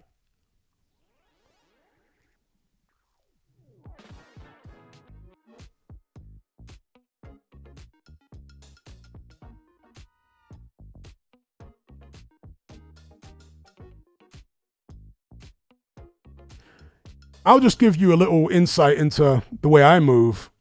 I don't hang around with people, quote unquote friends, who constantly feel the need to compete with each other. I don't do that. Competing for girls, competing for, jewelry, clothes, the cars. I don't hang around with those kind of people. I only ever want to uplift my friends. I don't want to be constantly ripping the pee out of them and constantly mocking them. That's just me. I know other people do it all the time and they think it's cool, but my way of doing it, I don't like that. I like to constantly big my friends up, encourage them. Do you know what I mean? Because there's enough naysaying out there in the world when they interact with people who are not their friends, when they go on social media and all that kind of thing. So when I'm around my friends, I like to be bigging them up, speaking life and encouragement into them. That's what I do. Anyone that's a friend of mine, I tell you, that's what I'm like. Yeah, we laugh and joke and stuff like that, but very rarely do I go on big roasting sessions with my friends or start roasting. I don't do that. It's just not my thing. I prefer to just speak life into them. And I'm not competitive with my friends. My friends are not my competition. They're part of my team. Do you know what I mean? That's the way I see it. But I've got other people that I know, friends of friends, and in their little circle, all they do is compete with each other. And those friend circles are always having fallouts with each other. Fights, physical fights, not speaking for years on end because they're in this constant competition. That's unhealthy. And to me, that's what it seemed like Dame Dash and Jay-Z were like. It's a constant competition with each other. And it's not going to end well. It breeds the wrong kind of energy between you. I mean, maybe in some ways it might have helped them push each other to become successful. But in terms of maintaining a friendship, it wasn't helpful. Do you know what I mean? It drove them apart.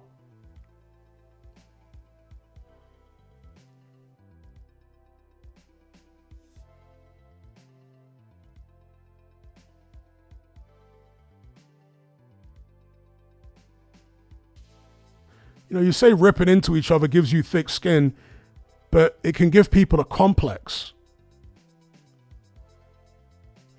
Siblings do this. Growing up, parents who rip into their kids and all this kind of business. Yeah, they can have thick skin on the outside. It doesn't affect them anymore, but on the inside, it does.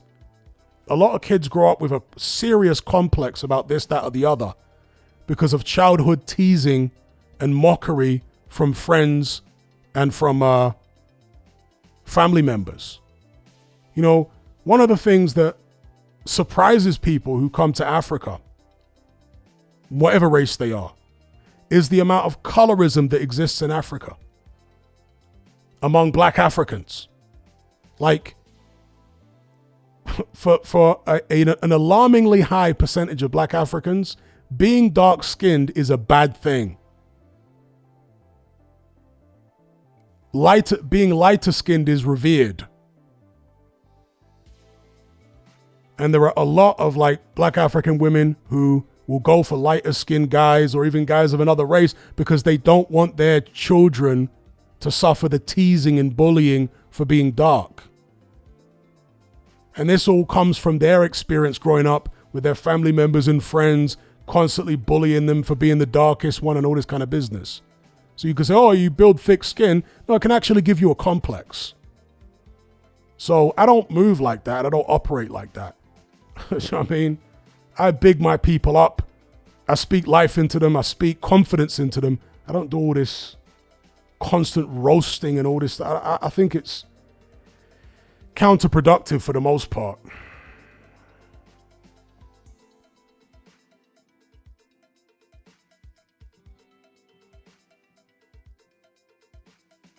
Indeed, like gingers, yeah, indeed. That's another thing. In Europe, for example, yeah, gingers are constantly roasted and people take the mick out of them and all that kind of business. And so many of them will end up dyeing their hair, especially the women. It all seems like a bit of fun and all that kind of stuff, but people can end up with a complex.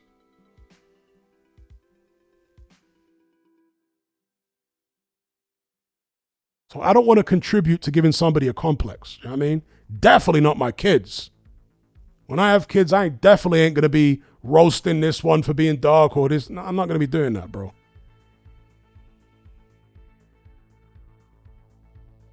Got to speak life into your kids. Speak confident. You don't understand the advantage that confidence gives a child in life when you speak confidence into them.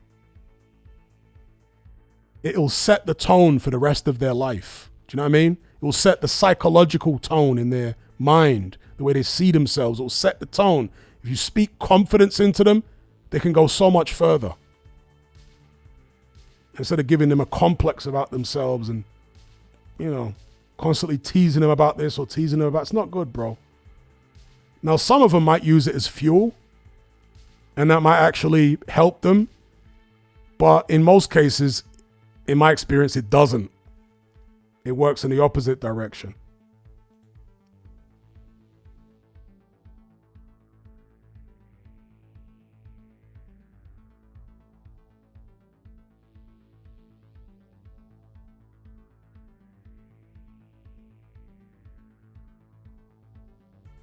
WPW says black people do that worldwide. It's sad. Yeah, they do. They do. Black people are the biggest, from what I've seen, roasters of their own friends and family of any other group, bro. I don't know what it is, why black people feel the need to do that, but they constantly want to roast each other, roast their friends, and go so hard in the paint about, you know, it's like with Jamaicans, for example. And look, all races do this to some extent, but I want to say with Jamaicans, it's more extreme. Anything unusual about you, that will become your nickname. With Jamaicans, whatever is the strange thing about you, and it has to be a negative thing. Can't be a positive thing. It has to be a negative thing. Whatever is a strange thing about you, that will become your nickname.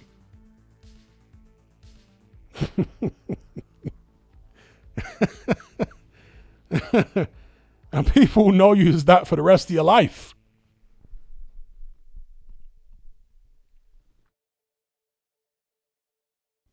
I mean, for example, the Jamaican music artist Elephant Man. The reason that he's called Elephant Man, and this is a great example of what I'm talking about actually, the reason that Elephant Man is called Elephant Man is because when he was young, he had ears like Will Smith or Martin Lawrence that would stick out. Now, one thing you'll notice about Elephant Man, throughout the course of his entire music career, he's always worn a bandana around his head. You know why? Because he had a complex about his ears. So he'd wear that bandana to pin his ears to his head so that over time they wouldn't stick out anymore. That's why man's called Elephant Man. Big sticky out ears like Will Smith.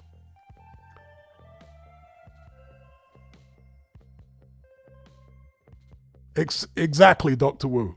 Big foot, drop lip, so on and so on. I mean, another Jamaican music artist, Yellow Man, is an albino, right? And I saw an interview with Yellow Man, who's all sorts of jacked up now because he's an albino and he lives in a tropical country. He's got skin cancer all over the place. He had to have part of his jaw removed because he had some tumor in his jaw. And he says to this very day in Jamaica, people constantly say terrible things to him when he's out and about, like other Jamaicans. They'll mock him and make fun of him the way he looks because he's an albino and all that kind of business to his face. Jamaicans are just raggo like that. I don't care. There's something off-key looking about you, they just tell you straight up and down what it is. So, yeah, that whole thing, it's a worldwide phenomenon of black people constantly bringing each other down, roasting each other all the time, family, friends, everyone does it. And it's not healthy. Yeah, go look up Yellow Man. He's had part of his jaw removed because he had a tumor there in his jaw or his mouth or whatever. Because obviously being an albino, they've got no protection against the sun. So when they live in hot countries like that, they tend to end up riddled with cancers.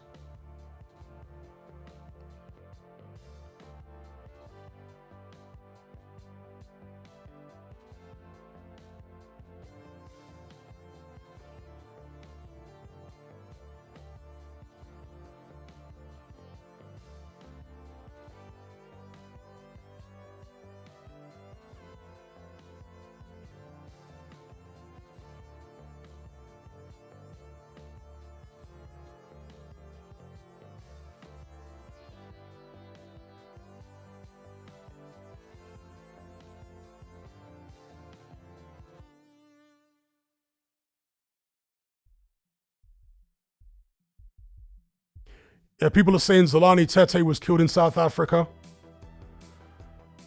Well, South Africa is a very dangerous country.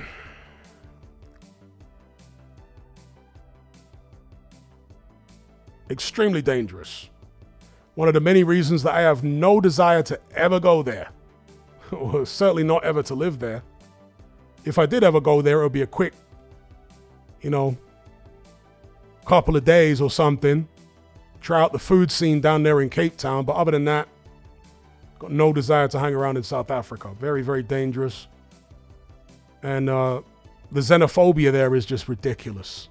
It's just ridiculous. Yes, it's their country and they've got a right to determine who's in the country, but the way they're going about it is so foul. And, xenophobes in general always massively exaggerate the problem that immigration causes. Immigration does cause problems. I'm not saying it doesn't, mass immigration. But it also solves some problems too. But the way they're going about, and obviously it's very selective in terms of who they're targeting for their xenophobia in South Africa. Very, very selective. It's more like Afrophobia, as other people have said. And yes, I'm saying the indigenous black South Africans are the perpetrators. Not all of them, but a large percentage, whether it's a minority or majority, of black South Africans have been engaging in hideous xenophobia. And this isn't the first time. This xenophobia will flare up every few years. But in this case, it's really bad. And there seems to be some kind of coordinated power, or there seems to be some kind of power, major power, coordinating this particular bout of xenophobia.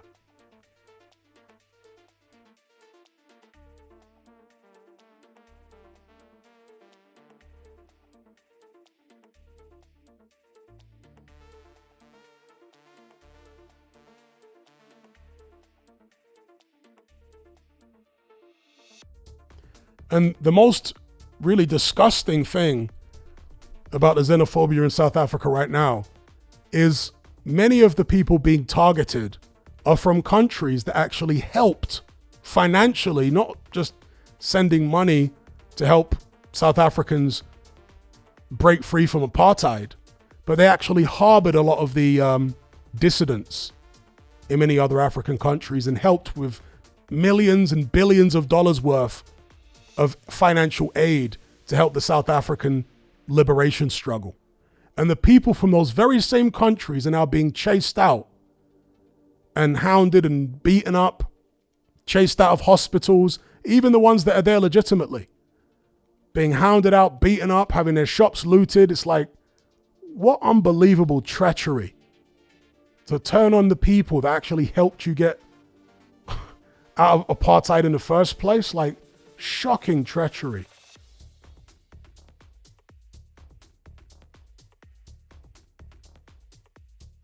Ishmael says, most xenophobes have terrible lives and are looking for someone else to blame. 100%.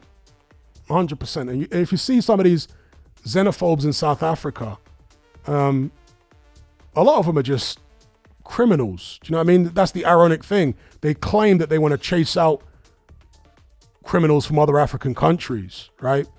But in reality, when you see what happens after they've intimidated these shop owners, these foreign shop owners from Zimbabwe and Malawi and other African countries, Ghana, with intimidated them to leave, they then go in and loot their shops. Well, that's theft. That's literally theft. And that's all it's about for a lot of them. No morals at all.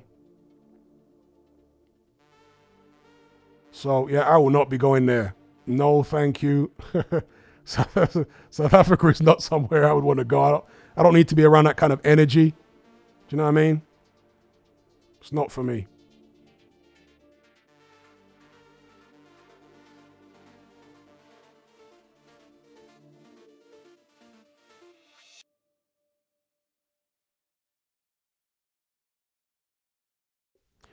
Omar says, if Partridge fights Dubois or Atama now, who would win? I mean, it's difficult to say with regards to Dubois because I don't know how far Partridge can raise his game, because that's what he tends to do, right? He tends to raise his game to the level of opposition. He fought Marius Wack last time out, who isn't a high-level opponent. If he goes in with a high-level opponent next, can he raise his game significantly? I'm not sure. So with Dubois, I don't know. But with Atama beats Partridge all day long, in my opinion.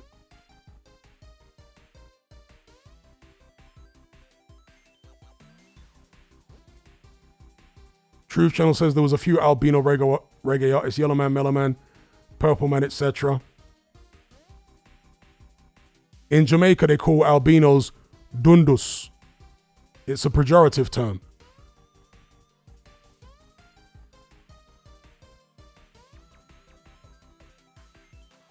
Any Jamaicans in the house don't know that term, dundus?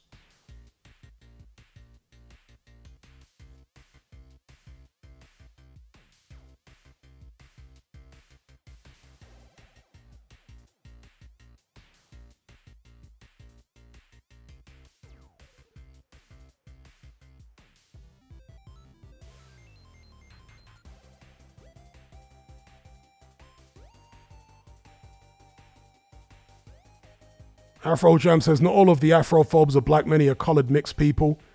I haven't seen many colored mixed people involved in it. I've seen a few. The vast majority that I've seen on social media, and I've seen countless videos, the vast majority of the Afrophobe South Africans are black people.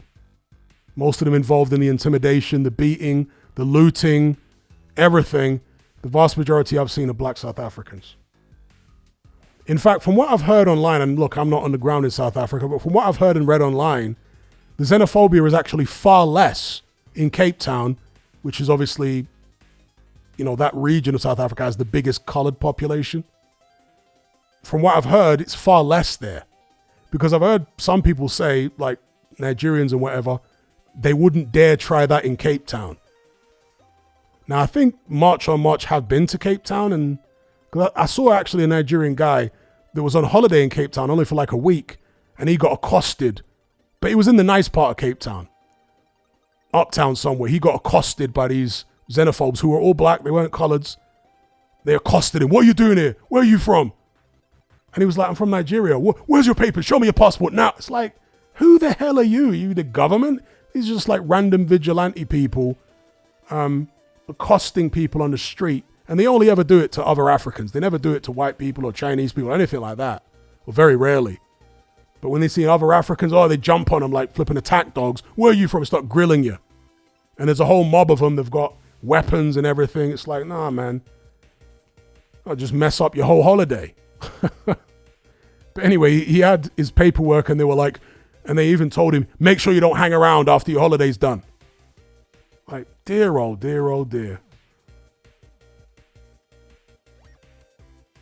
And that woman, by the way, Jacinta, the woman who's one of the leaders or front people for March on March, she just met up with some Afrikaner group that are basically advocates for, as far as I can tell, reinstalling apartheid. And she's like, she's teaming up with them and palling up. I mean, dear, oh dear, oh dear. Afrophobia to the max.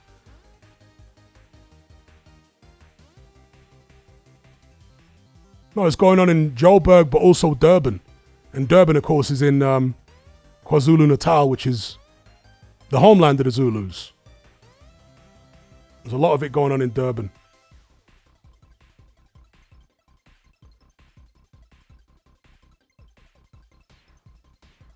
and they refer to foreigners as quere quere. I'm sure I'm butchering the pronunciation. But whenever I see the posts, I mean, it's just full of black South Africans just spewing all this vitriol about foreigners. Like, dear, oh dear, oh dear. You think you're on a Tommy Robinson page, you know what I mean? The black South Africans have channeled the spirit of Tommy Robinson.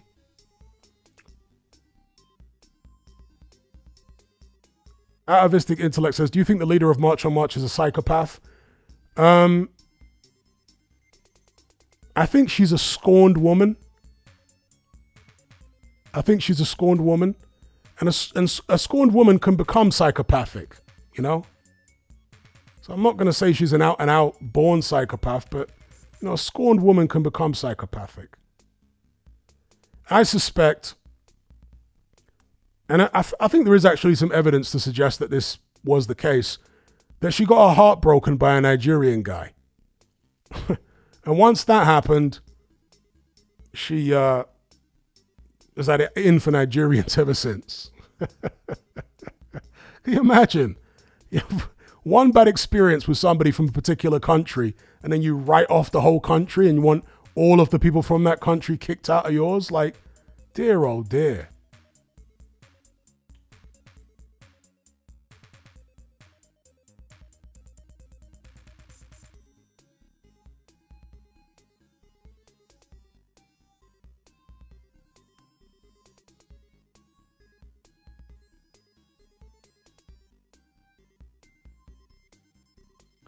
My thoughts on the guy running Burkina Faso, Traore. You know, the jury's still out on him for me. I'm suspicious.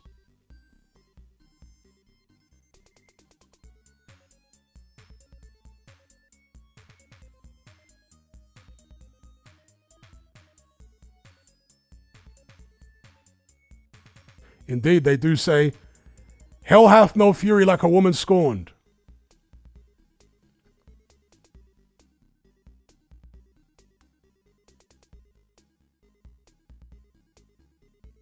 Yeah, more people are talking about Zolani Tete. If he has passed, that's sad for him and his family. But South Africa's a dangerous place. You know, Corey Sanders got unalived back in the days.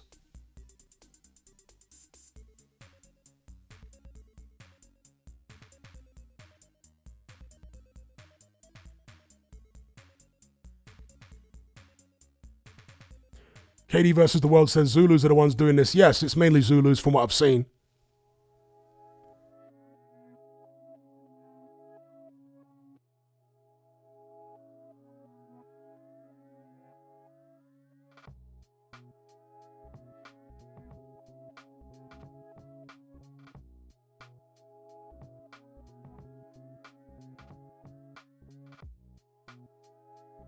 And you know, the March on March lot, they better hope that what they're doing actually works. I don't think it will, but they better pray it does, because if it doesn't, the rest of Africa is going to be so hostile towards South Africans, they'll basically have nowhere to go.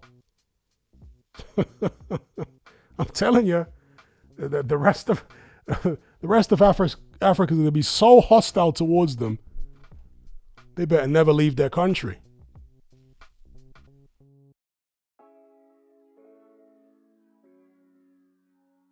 Funny G says, are there any local boxing gyms where you live and up and coming prospects? Well, I do train in a gym, which has a little boxing gym within it. It's a commercial gym, but it's got a boxing gym in it. Weirdly, it doesn't have a boxing ring, but it's got an octagon and a bunch of heavy bags. It's got a sauna and, you know, it's a very well-equipped gym. And there are some local guys that train there, but it's just training. There's no sparring or anything. There are some boxing gyms, but this country is not a really big boxing nation. So I haven't been to any of those gyms. I just go to my, you know, upscale commercial gym that has the boxing section in it, and I do my training there. I haven't really explored the proper boxing gyms to find out if there's any local talent or anything like that.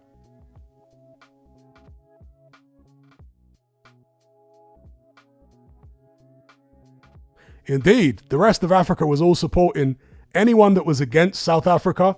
All the other African countries were supporting them, supporting Mexico. So whoever was against South Africa, they were supporting. Yeah. Them xenophobes in South Africa have painted themselves into a corner now. They've turned the rest of Africa against them. Not a good look.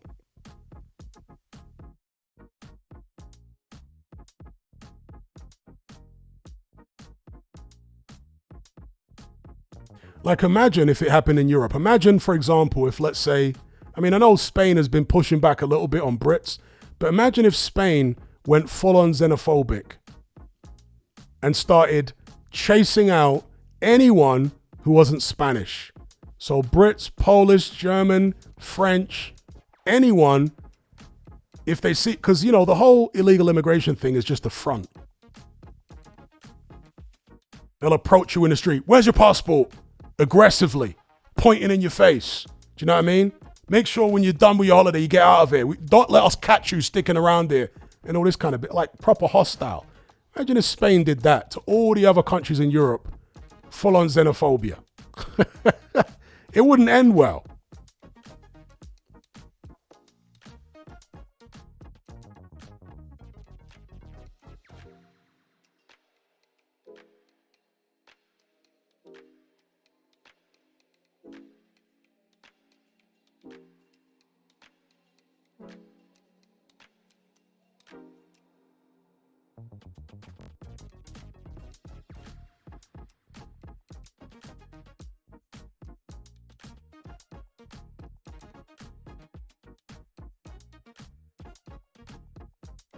And it says Spanish love Brits. It's merely in Barcelona where they protest against tourists. Most of them there aren't Brits. Well, no, even on the Costa del Sol, there was a lot of pushback because obviously a lot of British criminals have been going there since, what, the 80s?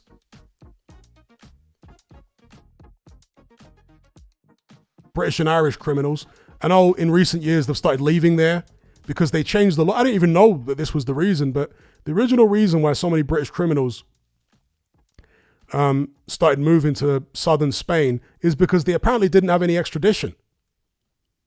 So it was like a safe haven for them. That's why from the 80s onwards, they started going over there to the Costa del Sol, as the Costa del Crime, as it became known. They started moving over there. But then a few years ago, as I understand it, with the Irish government, actually, I don't think it's the British government, with the Irish government, they managed to come with an extradition treaty for Irish citizens. And that's when a lot of the Irish gangsters started moving to Dubai. That's right, T-Flash. Go big. Go big. Go big to your country. Go big.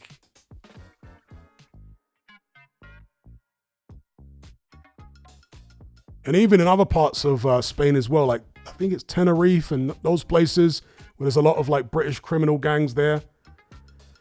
There's some pushback and anti-British sentiment.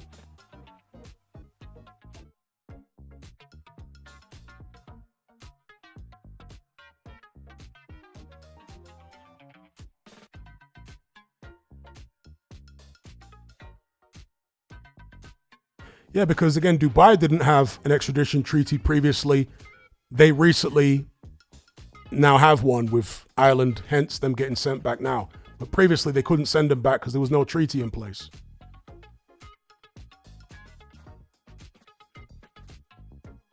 I guess there was pressure and Dubai eventually did one.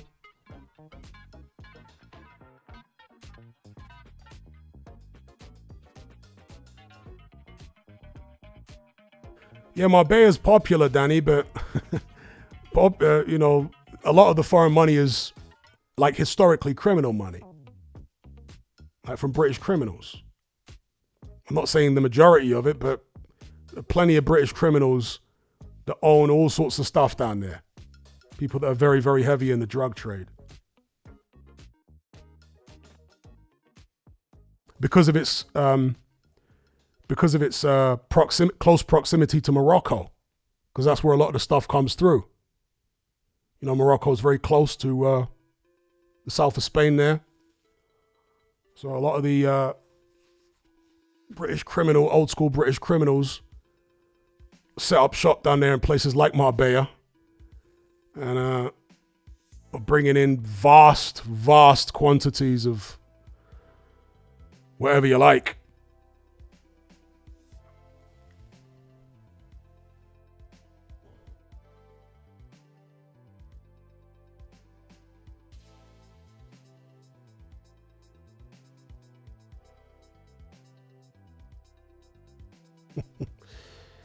But yeah, the South African accents are funny, innit?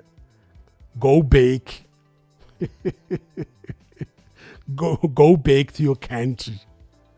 Go and fix your country.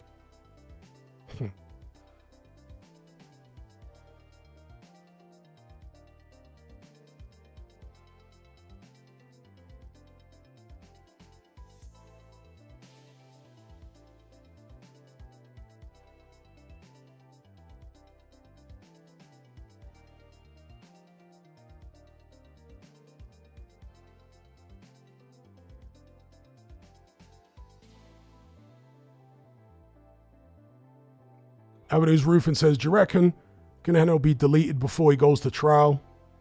I got no idea.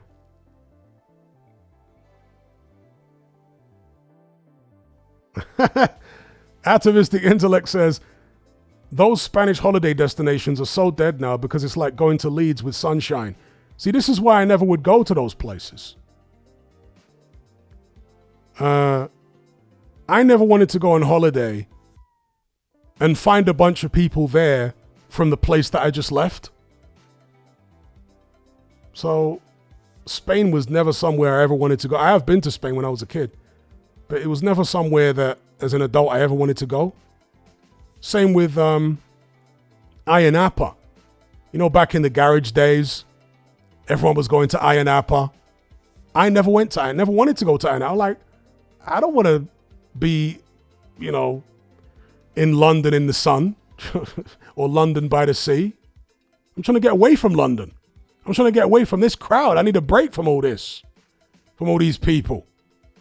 Do you know what I mean? I want to experience a different culture. I don't want to go there and be surrounded by London culture. So I don't like going places where there's a bunch of tourists from the place where I just came.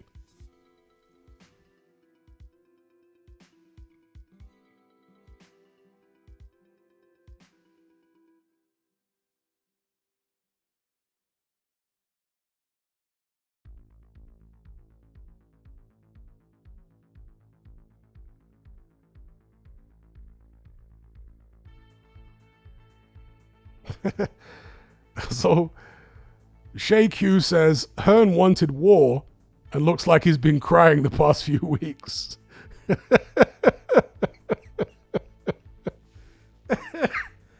Big up Black Dynamite. He needs to play that Mike Skinner tune. Dry your eyes, mate.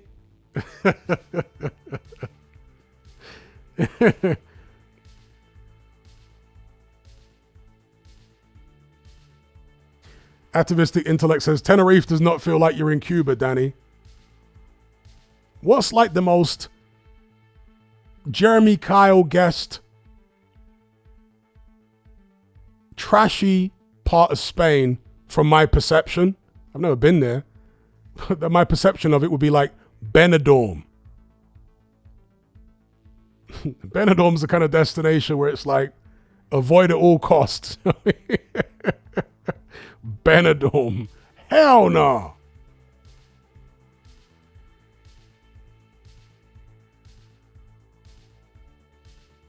Ros B says, you lived in a touristy part of Costa Rica, Hatman. Yes, I did, but it wasn't full of Brits. I said, I don't want to go to somewhere where there's a load of people from the place where I'm just coming from. Costa Rica was mostly Americans, Canadians, and people like that. There were some Brits, but not that many. So I don't want to go somewhere that's full of people from the place I just came from. I need a break from those people. And truth be told, the type of Americans that you find in Guanacaste are generally much more pleasant to be around, just telling you the truth, than like the British crowd in Benidorm. Do you know what I mean? The Egg and Chips Brigade. The Americans that you find in Guanacaste, a lot of them are like surfer types, bohemian types who, you know, I don't particularly hang around with them too much, but they're very laid back, kind of hippies and stoners, surfers. And Americans don't need to be inebriated in order to be social, like Brits do. Brits really won't talk to each other at all, unless they're steaming drunk. Whereas Americans, you get on a bus or you go out to a restaurant, Americans just strike up a conversation with you. Especially when, you know, they hear a British accent and they're intrigued. So, yeah, the kind of crowd there, the American crowd, is just much more, for me, pleasant than the Benidorm egg and Chips Brigade.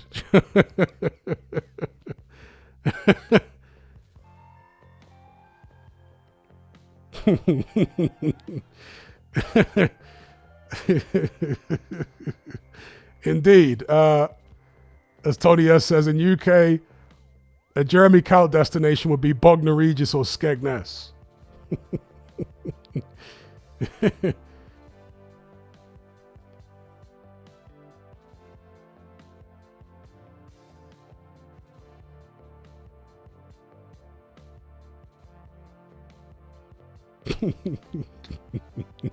You know, I saw one of the most outrageous stories a few years ago. I think I talked about it on my Patreon page.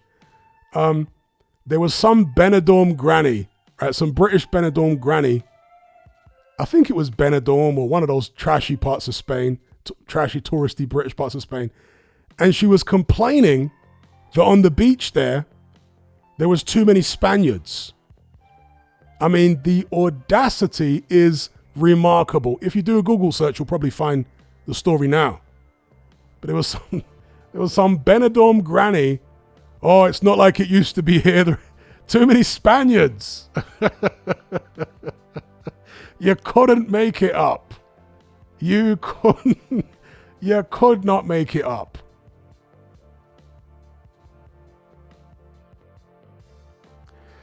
Shout out to GMS Nightmare for the super chat. He says Ward versus Canelo. Ward versus Canelo. Beterbiev, Tony, Haney, Mosley.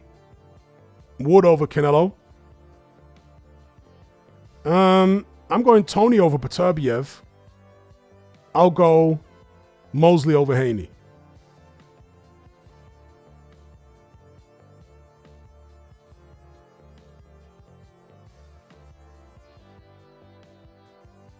Damn, Ruz B coming with the receipts. He says, I live here, mate, and speak fluent Spanish.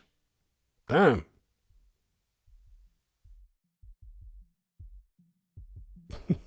Atomistic Intellect says, Danny, are you an egg and chips man?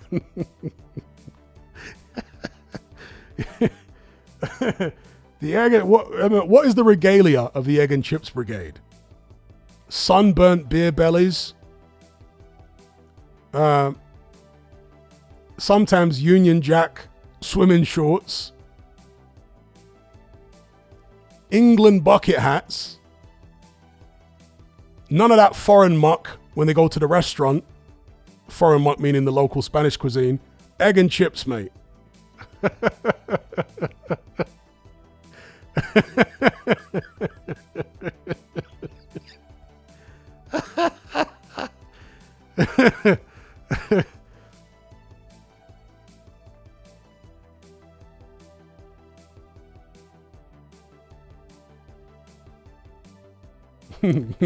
WPW says that's wild.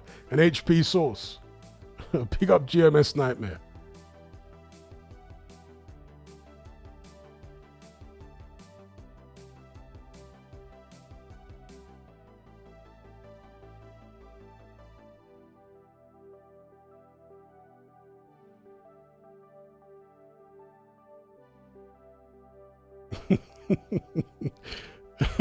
The Brits Abroad starter pack. The cans of lager, of course.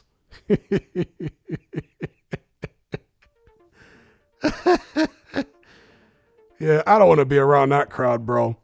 Nor do I want to be around the Iron Apple crowd, you know? The whole roadman aesthetic, the tattoos and the... I don't want to hear any of that or see any of that when I pay money to go to a different country. I don't want to be surrounded by Jeremy Kyle contestants nor hood rats, you know? I want to go somewhere, experience the local culture, nice laid back, chilled vibe, try the cuisine, learn something about the history. Don't want to be around loutish people. People off their nut on booze or narcotics. That's not my idea of fun.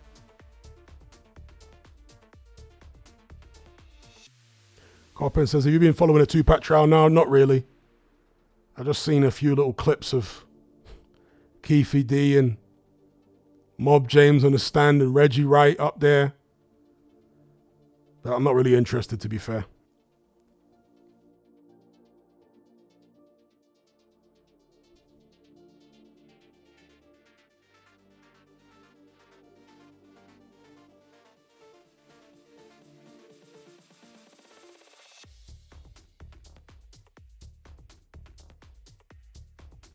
WPW says, where's the last place you went on holiday to? Well, it depends what you mean by a holiday. Because I've been living outside of Britain now in several different countries for several years. Is this a holiday? Not really. It's relocation. The last holiday where I didn't stay for that long would have been Barbados.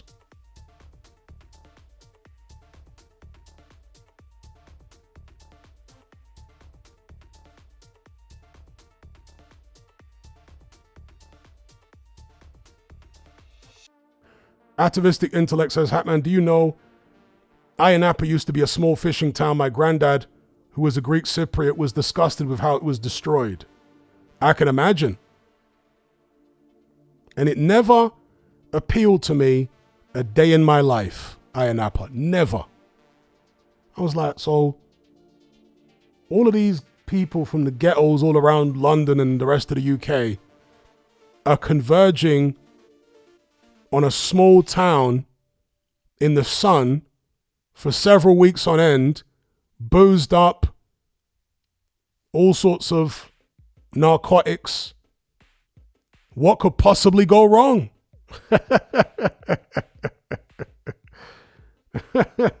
What could possibly go wrong? Never appealed to me at all.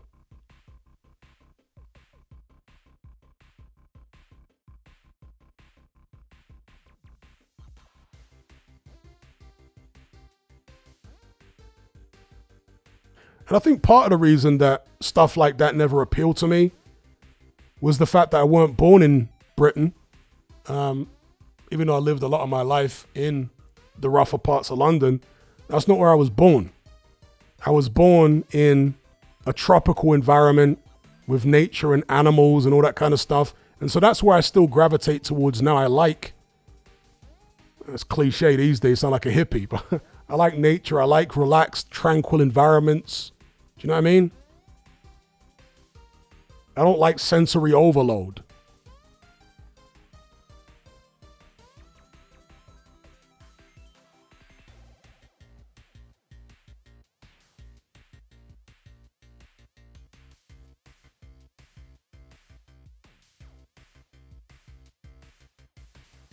Telstar says, when I finished A-level, you had two groups of people.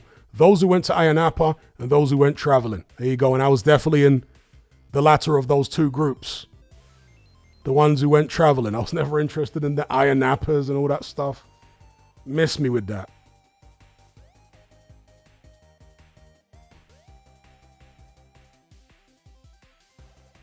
I'm literally trying to get away from all the the ghetto stuff in London when I go on holiday. I'm not trying to be around them same people.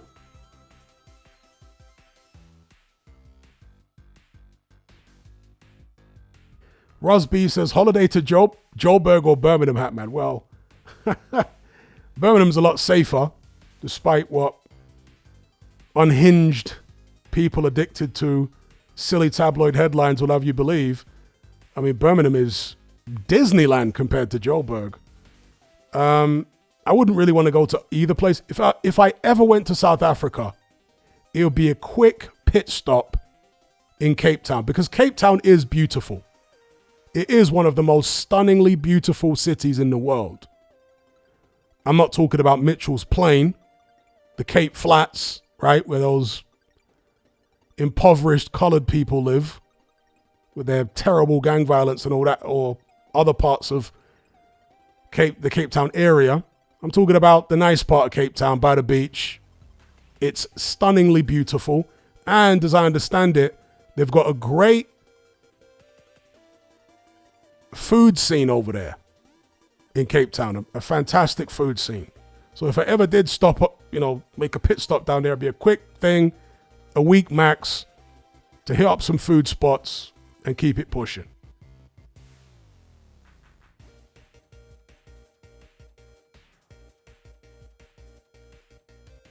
And he says, it comes down to if you like to drink or not. Drinkers will find each other anywhere.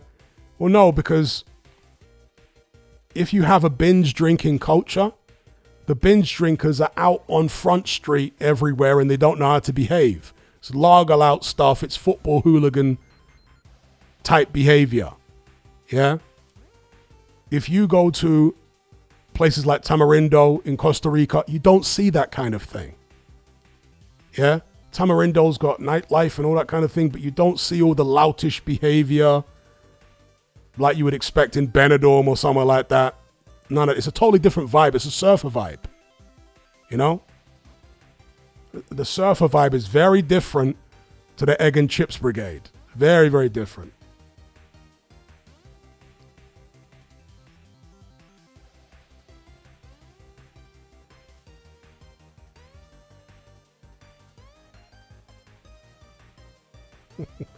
I'm not a posh boy on the inside. I'm an island boy on the inside. An island boy. Island boys like to be by the beach, slow-paced life. I'm not someone that's into designer clothes or nice watches and fast cars. I don't care about any of that. I am a vest and shorts and sandals kind of guy. Flip-flops. That's me. Vest, shorts, flip-flops. I don't need to impress anybody with nice clothes or a flashy car or jewelry or go to fine dining restaurants and all that kind of business. None of that. Very simple island boy. Laid back, nice and easy.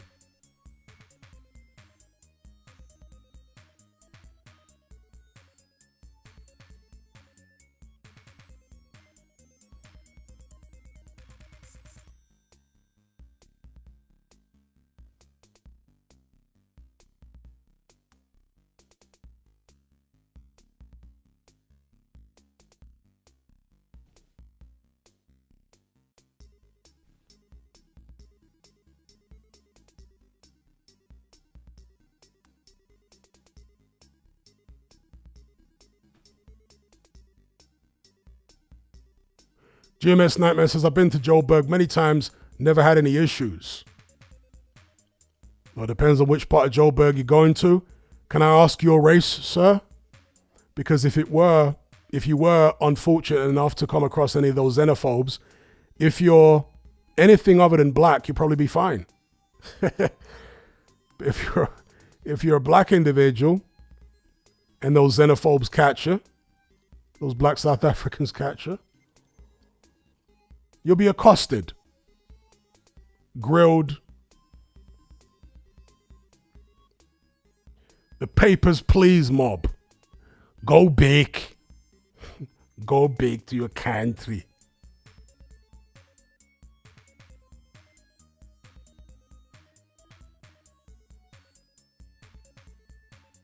You're Nigerian, okay. When's the last time you went there? And I'm assuming you stayed in a nice part of town.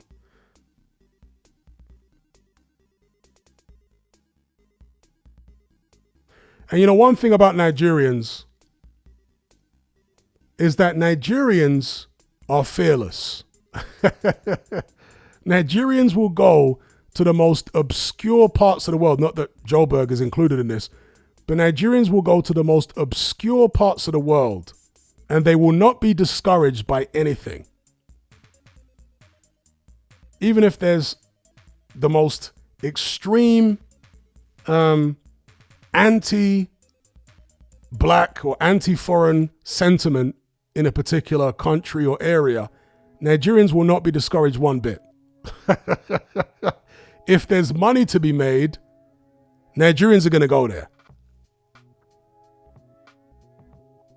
Above any other black group, Nigerians are like that. They will go anywhere.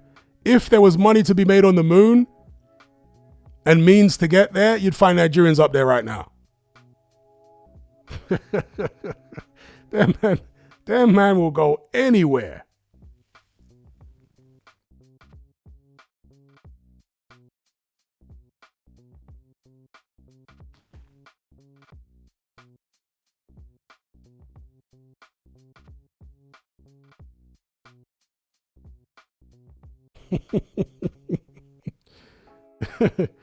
Yeah, man, Nigerians are like the top hustlers in Africa. And a lot of it just comes down to confidence, but also fearlessness. They will just, anywhere there is money, Nigerians are going to go there. Anywhere there's an opportunity, it doesn't matter how inhospitable the environment is, they're going to be there.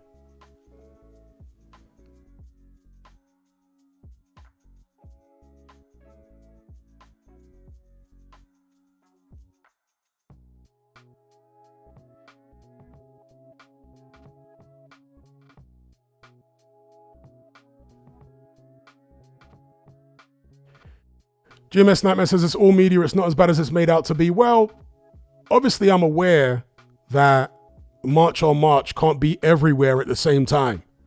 But when they come through, you know, the whole atmosphere of the place is going to change. And they have their marches on specific days in specific areas.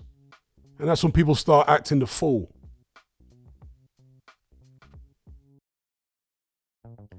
Danny says, are they in Jeddah? Most definitely. Nigerians are everywhere. They're in Poland. I mean, like, think about it. What other group of black people would have thought, oh yeah, let's go set up a community in flipping Poland? Bro, Nigerians are there. They're in Russia. They're in every country in Africa. They're in China. Bro, they're everywhere. The only place you won't find them is countries they've been banned from. In fact, you'll still find them in countries they've been banned from. They'll find some way to get in there, even if they've been banned. Big up Ocean Blue. The most obscure parts of Europe, I'm telling you, you're going to find some Nigerians there. It's so random, but you'll wonder what the hell they're doing.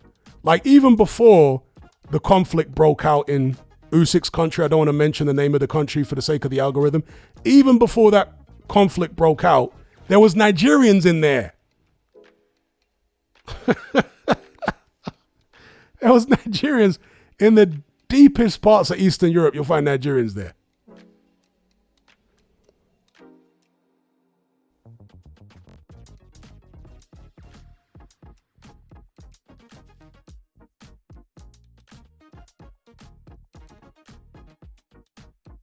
Exactly. Moses Itama's dad. Moses Itama's dad, perfect example. Nigerian man is out there in flipping Slovakia on his ones. On his own. He married a local Slovakian woman. Do you know what I mean? Like, yeah, Nigerians are different, bro. They go anywhere.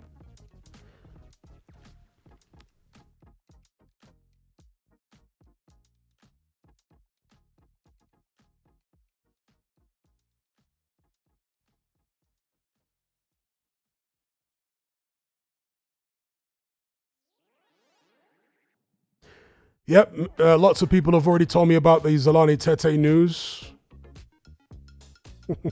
Ross B says Nigerians hustling with Chinese in Antarctica. Don't put it past them.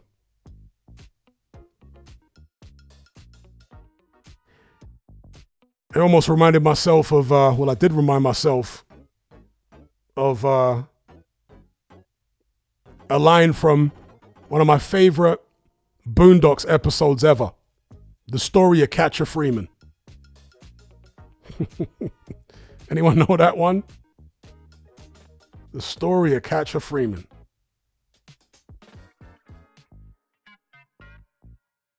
When Uncle Ruckus is telling his version of the story, he's like, Catcher would find them anywhere. And I mean anywhere.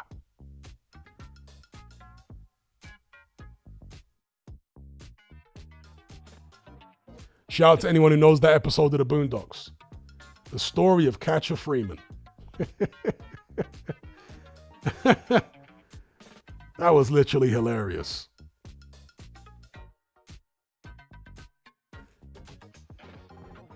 Riley's reaction to Uncle Ruckus's version of the story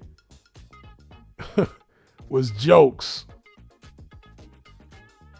He came up out that water like Jason. He's so gangster. Atavistic Intellect says, Hatman, have you heard of the Dragon Mother archetype and legend? It's very interesting. I think I have. It does ring a bell, but you'd have to refresh my memory. But that does ring a bell, Dragon Mother. That does ring a bell. Catcher would find them anywhere. And I mean anywhere.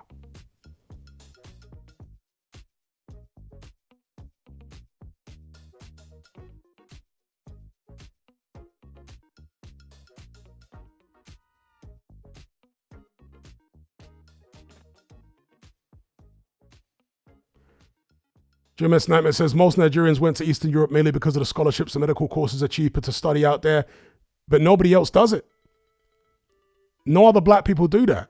It's only Nigerians that do it, for the most part.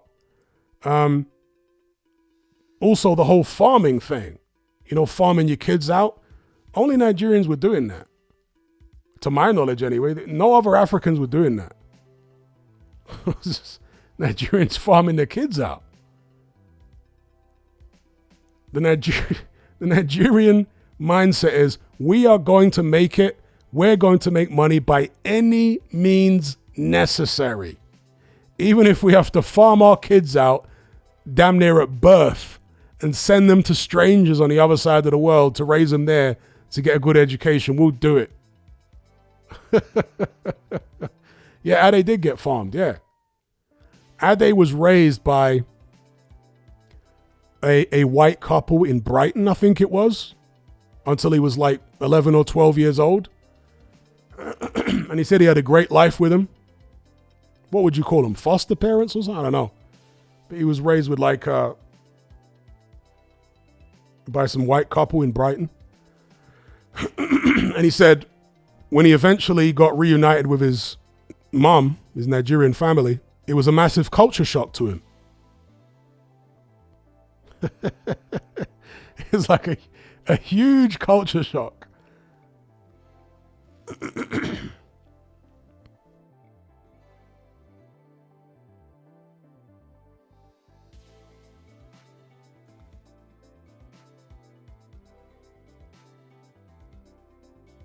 Okay, Atavistic Intellect says it's basically a story that back in the archaic times before men knew that their seed helped procreate their progeny, women stated to men that they were angels and basically treated the men terribly.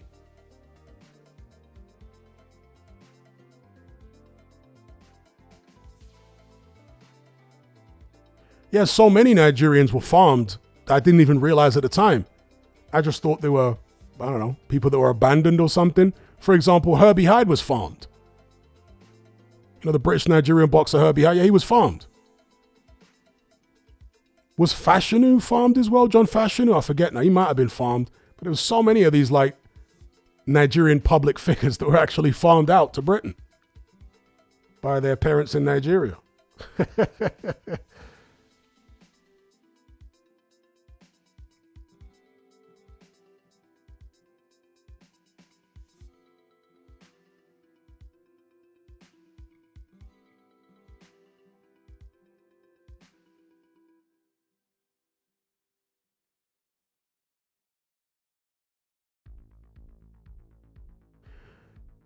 Yeah, as far as I can remember, Ade was raised in Brighton, but when his Nigerian mom or family eventually moved to Britain, that's when he moved in with them when he was like 11 or 12.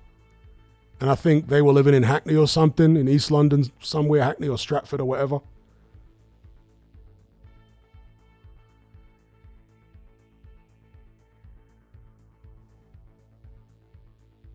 Dr. Wu says, yes, Fash and his late brother were fostered.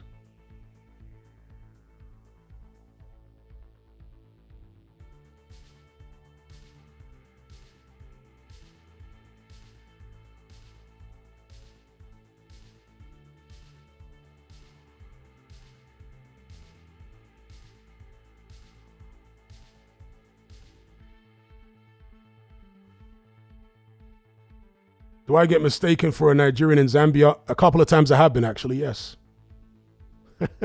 How did you know? I have actually been mistaken for a Nigerian a few times, yes.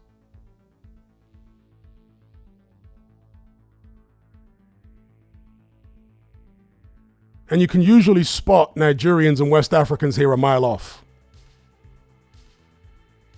Most of the time, they look very different to the locals. Nigerians are typically lighter in complexion than the locals, taller, more muscular, and so on. And obviously the accent, the way they dress. Zambians are not very flashy compared to Nigerians. Like, for example, what's the typical Nigerian look? The typical Nigerian look is some form of designer clothes or designer looking clothes, ostentatious dress shoes, and the ubiquitous sunglasses. Nigerians don't move around without sunglasses on. It just doesn't happen. Find a Nigerian walking around in the sunshine without sunglasses. It's very rare to see. Whereas Zambians don't really wear sunglasses like that. It's quite a rare thing to see. I mean, you'll see some here and there, but it's not a ubiquitous thing. It's not part of their look. Whereas part of the Nigerian and even West African look in general is sunglasses.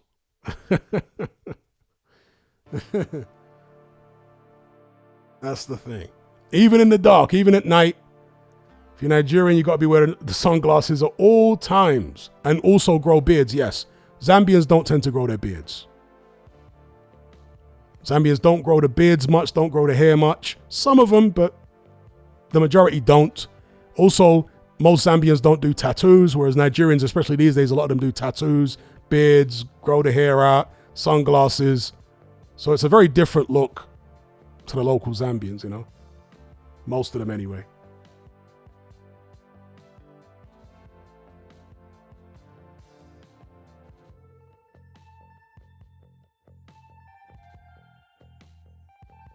Danny says, apparently Zambian women are easy. That's what I've heard. There are easy women everywhere, but in some countries more than others.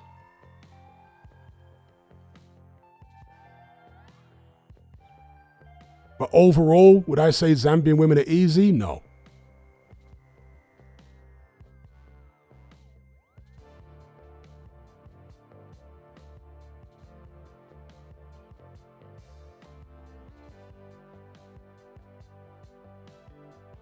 GMS says, I know Southern Africans well, and any black foreigners will get called a Nigerian. Okay. But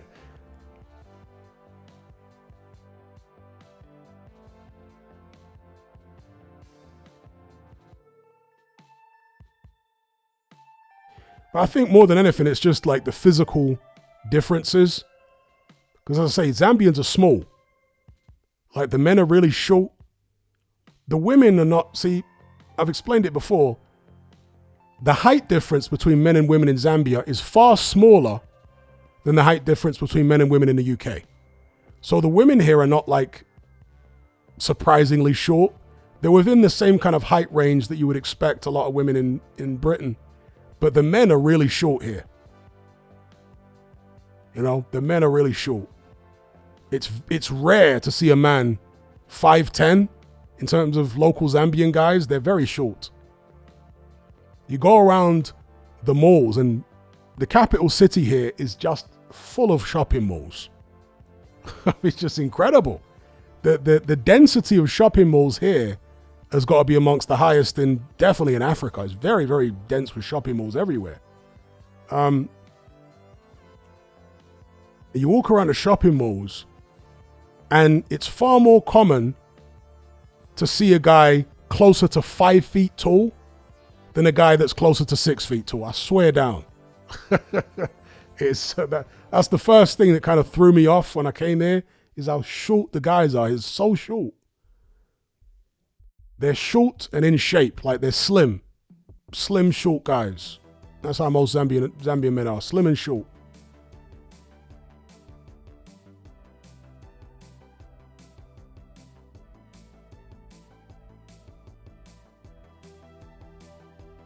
You know, an average height person in Britain is like, what, 5'10"? You'd feel like a flipping basketball player here. Because it's so damn short.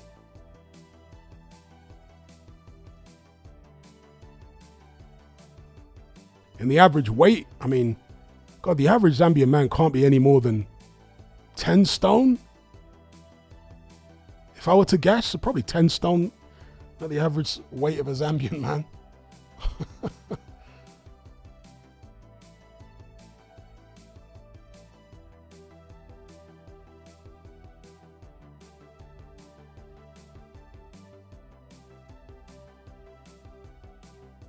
For the Americans listening, 10 stone is like 140 pounds.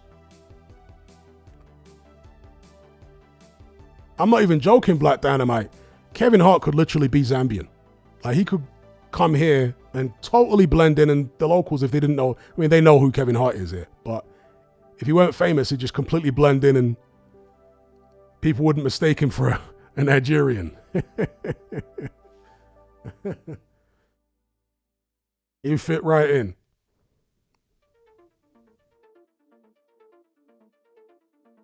The only thing that's a bit different about him is he's not slim, because like most of the guys here are slim.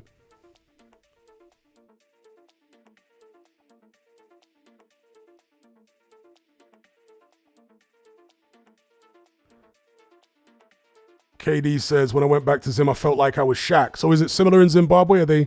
Zimbabwe neighbors, Zambia, obviously.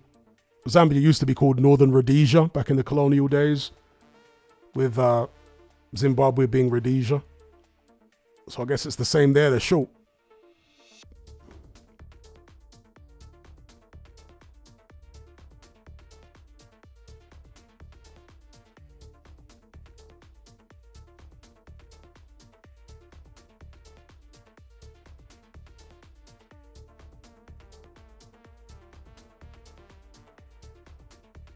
All right, peeps, going to shut this stream down. Been streaming long enough. So we'll bring it to an end. I'd like to thank each and every one of you for joining the conversation. With a special shout out to those who donated via Super Chat. They were Gaz, big up Gaz, President Brush, Adam Folks, JT Boxing, and GMS Nightmare. All right? Until next time, you guys take care out there. Be good. And I'll catch you on the other side. I'm out.